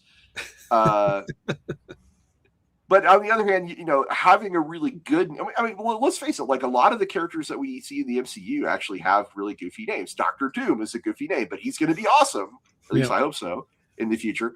Mr. Fantastic. That's not the name I would have picked, but hey, it works for a guy who stretches in all the weird ways. Mm-hmm. And Spider-Man having like an entire rogues gallery made out of animals. That's just how he rolls. Yeah. Right? Well, they're also like serious and intimidating names like Doomsday and Kite Man. Hell yeah. Hell yeah, Kite Man. Yeah, but there's powers in names as well. Like if you go the opposite route and you really think hard and you come up with like a really strong name that you want to have like a really you want to have a dark villain like Lord Ruin, right? Like he shows up in your campaign, everybody goes, "Oh shit, it's Lord Ruin." Like Skeletor. The name. That's the kind of name. both. The name is can only carry so much weight. Is what I'm trying to say. Like the rest of it is up to the game master and their depiction of the villain and how much of a threat they are. And sometimes this can actually be a really fun transition from a character who was a joke, who is now definitely no longer a joke. Spider-Man Across the Spider-Verse started this out with Spot. The Spot. Yeah, who was a joke and then was absolutely not. So those are ways that I think a name can be very valuable to a superhero campaign. Vera, do you agree? Disagree? Oh, totally. This kind of thing sets the tone. You can get used to basically any name ultimately, but it'll shape your initial impressions. It'll have an impact on how players visualize the enemy, and like it defines them at the start. It's the cover to judge the book by. Yeah, the comic book. Yeah. Think of it how you want to present them on the comic book cover, right? Are they throwing a pie or are they holding Earth hostage? Are they stealing 40 cakes, perhaps? Right. Who would steal 40 cakes? Yes. That's very bad. It's terrible, right? All right, this is for people who don't know, we're referencing a very old meme of Lex Luthor, the Hostess Fruit Pies things that were in comics. No, it was a kid's book where they were teaching kids to count. Yes. Oh, there we go. Okay, so but it's related to that idea of the Hostess Fruit Pies thing. Super goofy. Yeah. That did go on to inspire the parlance of Mojo Jojo in the Powerpuff Girls. Yes, that's right. Which, I mean, that's strangely enough, that's actually could be a very fun campaign to play in. If you have the right group, you could have a lot of fun with the Powerpuff Girls style. That would be a fun game. You and I both know the players we'd invite, right? I do indeed. So this is the cover of the book. That's the cover. We've got like a drunk white rabbit here on the right side. Another one of my favorites. And an evil bunny with devil horns and looks like wings. Yeah. That's that is a character called Five Rabbit. She is an Aztec goddess. And this is actually, I researched this. This is an actual it's real. This is an actual no fooling Aztec goddess called Five Rabbit. I'm not even going to try to pronounce her Aztec name. But she is the goddess of drunkenness and the after effects of being drunk. So basically hangovers and drunk and being drunk. I love her. And so she is a goddess. She is incredibly powerful, but she's also drunk most of the time. So or hungover or both. Yeah, little hair of the dog, hair of the rabbit, I guess. That's potentially frightening, but also potentially a very fun, like lighthearted episode. I could see either way going with that. Yeah. And those rabbits flying around her, those are her minions. Those are the devil bunnies. They do her bidding. They're little flying evil devil rabbits that fly around, and they're also usually pretty drunk too. Nice. Little self-insert there, Bill. This is funny. There is an evil rabbit in every single one of the villain books that I've put out so far. So he's got a theme, you might say. I have a theme. I do have a theme. Yeah. This is Storn Cook is the artist on this cover, I believe. Storn, yeah. There he is right there, Storn, yeah. Yeah. Who's done many superhero book covers. He loves doing. All I did was I dropped him an email. Hey, are you free? And he's like, for a superhero book cover? Hell yeah, I'm free. Who's this dapper gentleman with the cane and the wine glass? That is Mr. Oblivion. He is he sounds friendly. Yeah, he is a dark elf crime lord. He is yeah, he's the boss of a large gang of fairy creatures and monsters from the Unseelie courts. Talk about another way to get your D&D players invested. There you go. Yeah, he can be. He's kind of an in boss in that you will, you don't fight him immediately. You'll say, okay, well, there's a bunch of dark dwarves shaking down the local neighborhood stores, collecting their vig. And then that moves up to, somebody is importing manticore dust or something like that. And it goes all the way up to the top guy, which is Mr. Oblivion here. There's a book you worked on for me called Enemies Unleashed, where you wrote an actual for real red dragon. I did. From a fantasy world as a mob boss for Mhm. your superhero game, and I really liked it, so we included that. Yeah. Oh, that's fun. His name is very creatively Red Dragon. But why was he called that?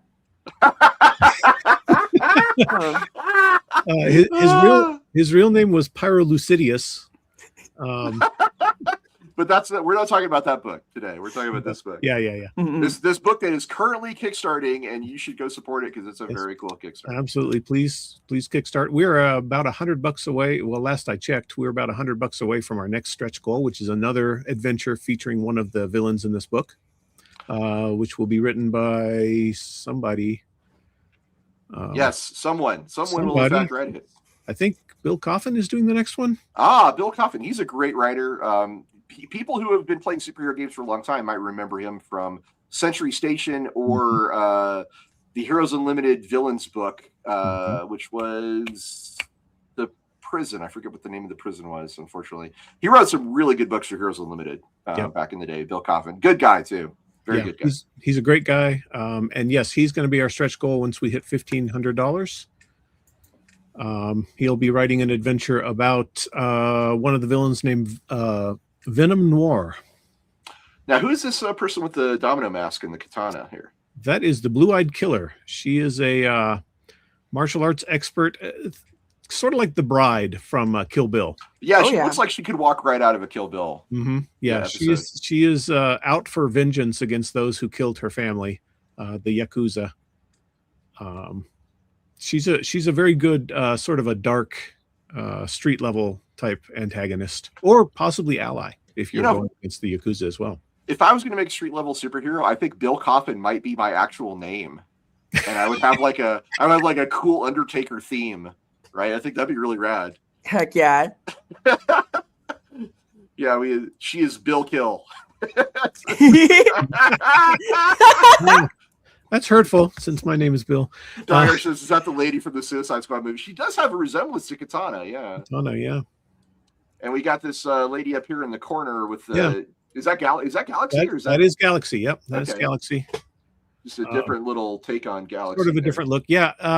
When Thomas originally sent me the illustrations for her, he sent me like several different versions, one with like a star field behind her, one with kind of this glowy cosmic radiation look.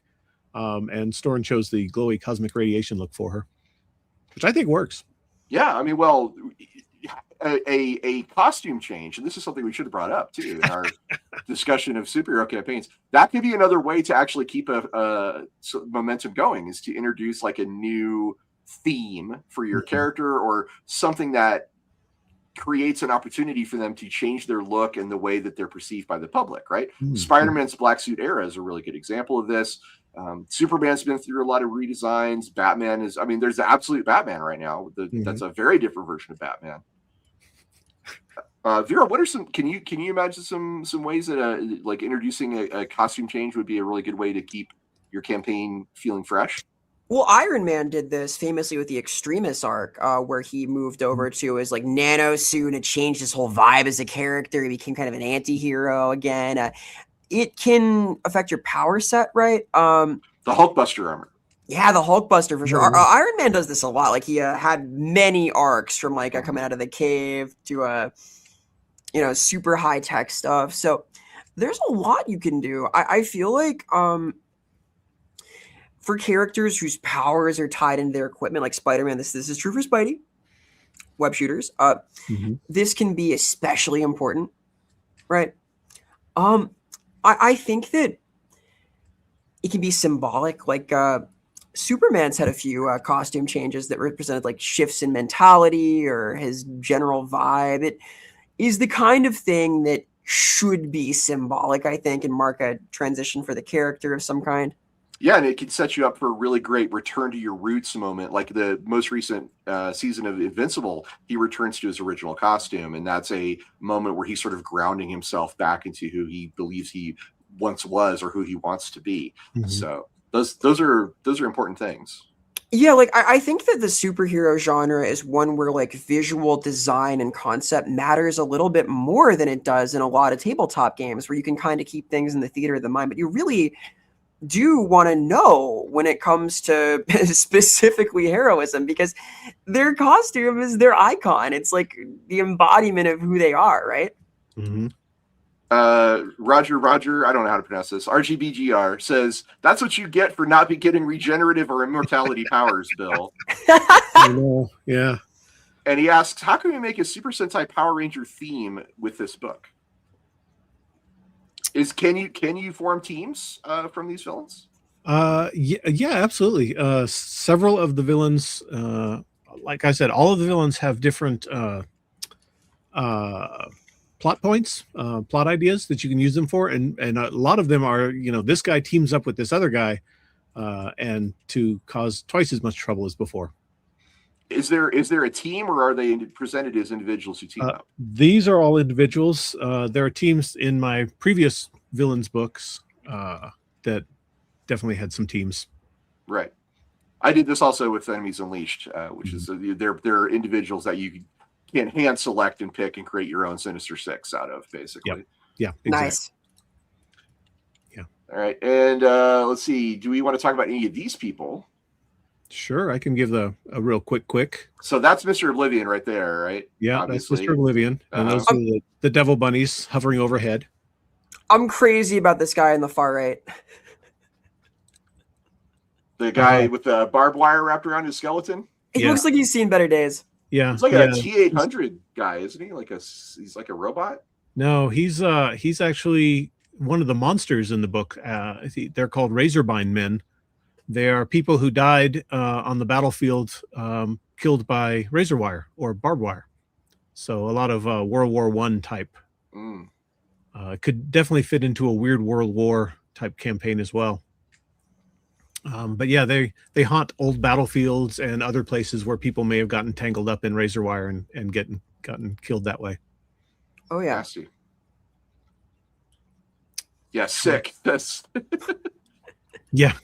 Yeah. Sick indeed. I mean, yeah, we're transitioning from superhero antics to World War I is like, Yeah. There's a couple of, like I said, there's a few monsters in this book that are not really technically supervillains. You can use them as supervillains, but you could also use them as just horrible things that you encounter.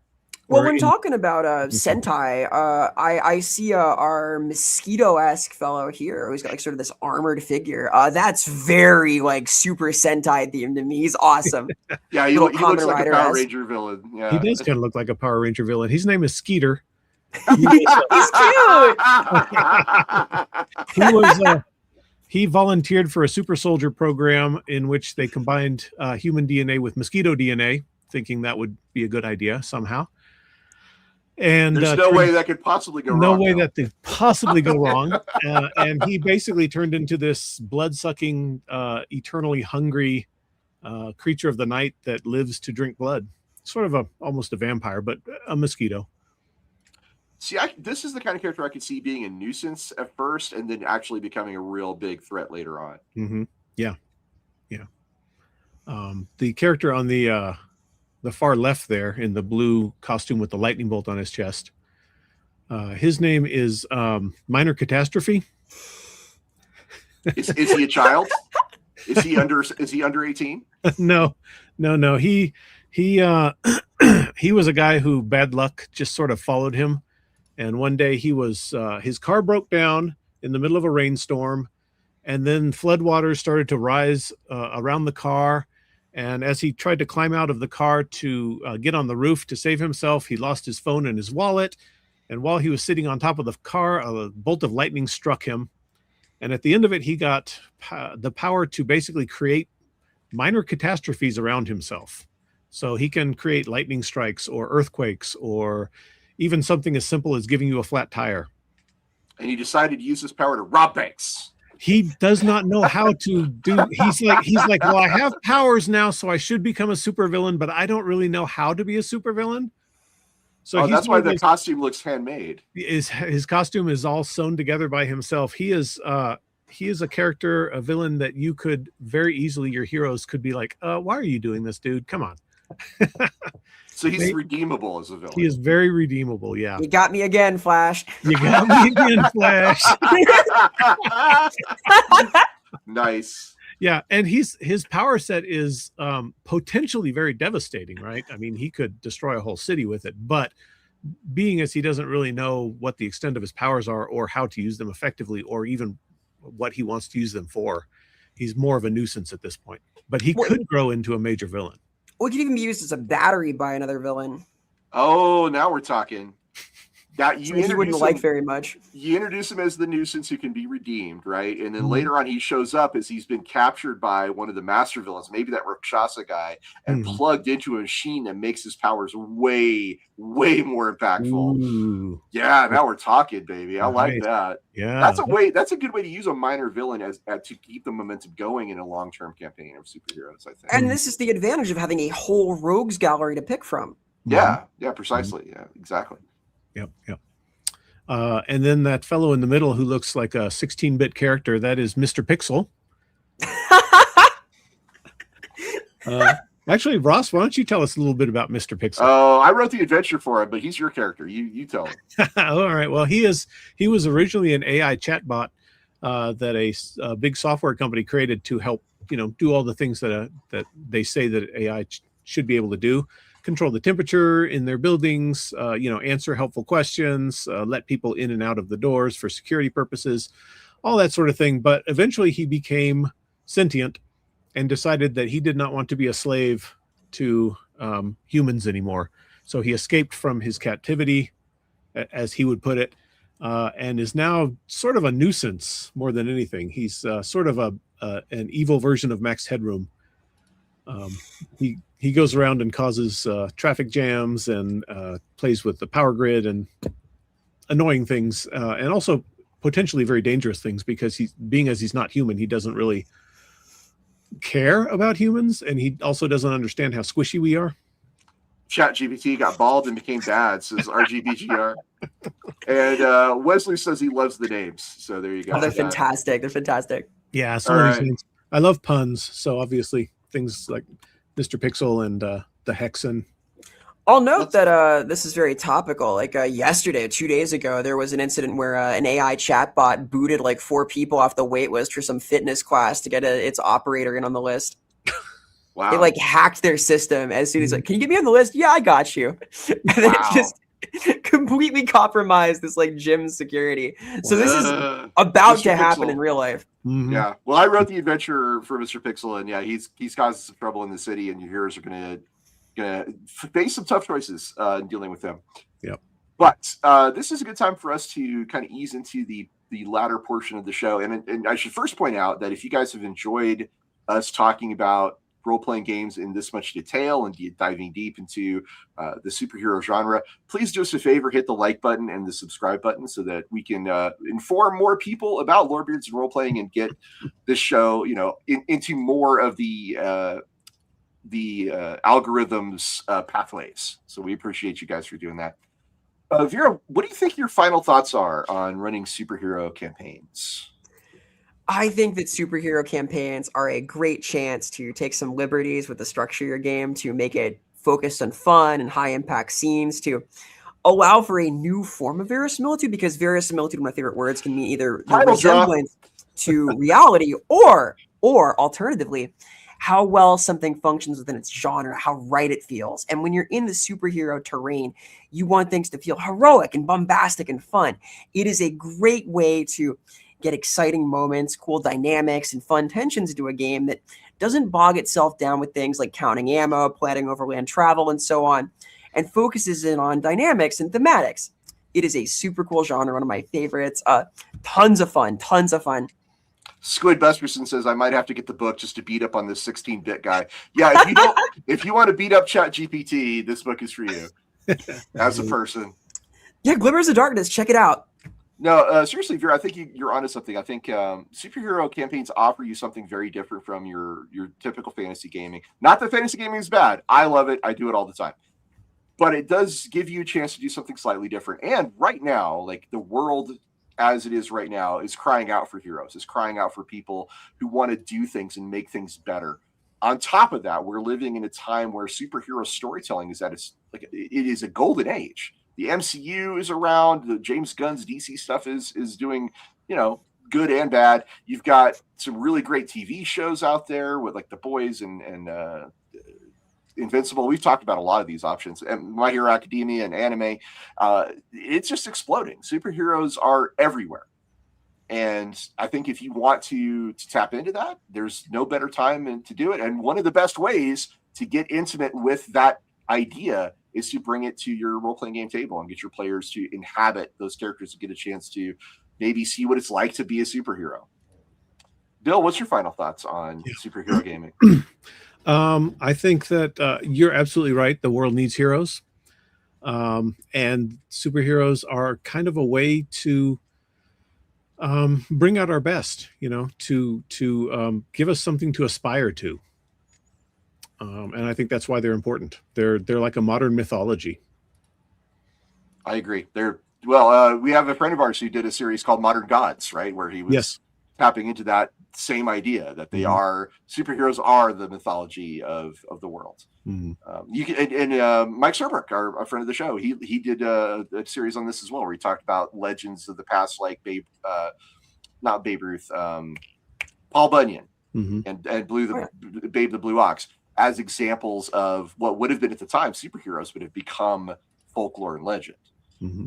So yeah, it's a big part of America. Like superheroes were an American thing, and they've defined in some ways our culture. Like Superman's emblem is a symbol that's recognized worldwide. Yep. For example. Absolutely. Anyway, so Bill, where can people find you on the internets if they want to know more about you? You can find me on Drive-Thru RPG has all of my books. And there are actually quite a few. Including some from me. Including some from Ross here. Yep, absolutely. Some great stuff. You can also find me on Facebook if you just look for The Evil Bunny. That's what I go by there. And mostly I post cannibalism jokes and yeah, his Filthy Joke Friday corner is actually really fun. Yeah. And I do a filthy joke. Well, sometimes not filthy, but I do a joke every Friday. That's pretty good times. Vera, where can people find you on the internet? Yeah, I'm Vera Samilla on all platforms. I stream a couple times a week, Tuesdays, Thursdays, Fridays. I hang out and yap about stuff, play cool games, hang out, do things in 3D. Whoa, I make videos on YouTube. I posted one about like tutorial design recently. More stuff to come. I'm on Twitter. I post clips and things. I post funny art and things, schedules and whatnot. I make stuff. I do things. I'm out there. It's cool. You may or may not be part of a special Lorebeards episode tomorrow. Is that right? Yeah, I hope to tag along for the gaming thing we're doing. So I'm not. We'll see. We'll see. Yeah, if you're part of our Discord, we have a special episode of Lorebeards coming up tomorrow that may or may not involve me and Vera. So we're hoping that could be a thing. RGBGR Vera streams? What a lie! No, it's true. It's true. I'm very online. I'm like an online thing. Wow. Well, you're an animated character, so yeah. Honestly, I think we should explore the idea of VTubers as a superhero or a supervillain and what that would look like. That could be pretty interesting. I'm more morally gray and physically gray. Yeah. But you could be the guy in the chair for a superhero for sure. Like at the very minimum, right? As a VTuber could be that. I could do Oracle. Yeah. And I mean, sufficiently advanced technology, you can imagine someone whose identity as a superhero is that of their VTube avatar. I mean, it's possible. Mm-hmm. Sure. So my name is Ross Watson. You can find me at twitch.tv/TheRossWatson. I also have a Patreon. And I'm on Blue Sky, so you can find me there. But we do Lorebeards role-playing every Monday from 2 p.m. to 5 p.m. And I think we're doing randomness and role-playing for next Monday. And then we've got something cool coming up with Alcat, don't we? Yeah, it's looking like we're going to do that a little early in the day. On the 24th, we're going to have the executive producer of Rogue Trader and Dark Heresy on Anatoly to discuss 40K video games. Now they've adapted some of Ross's amazing work into the digital era of gaming. Right, but it's about role-playing. It's just a different type of role-playing. That's 2 weeks from today being the 10th of August, 2020. But a little bit earlier in the day than our normal show because they are further east than GMT, and we are compromising because they're not up past midnight on their end. Yeah, I think we're doing 11 to 2 p.m. Mountain Time, if I'm not mistaken. Okay, now we're like commingling EST and GMT in some kind of like Russian time with Mountain Time, and I don't know what time it is now. Somewhere in the universe, it will be announced on our Discord. And, it'll be very clear at a time that is not right now. Yeah, it will be scheduled on YouTube. If you're following us on YouTube, you'll be able to see us there. But we have enjoyed speaking to you, and thank you so much for joining us today, Bill, talking about your great project. I hope it goes well. Thank you for having me. It's been a lot of fun. Awesome. So that's about it for Lorebeards and Roleplaying. We'll catch you guys next week, and the week after that, just at a slightly earlier time. We'll let you know. Thank Cheers. you all. Bye now. Bye.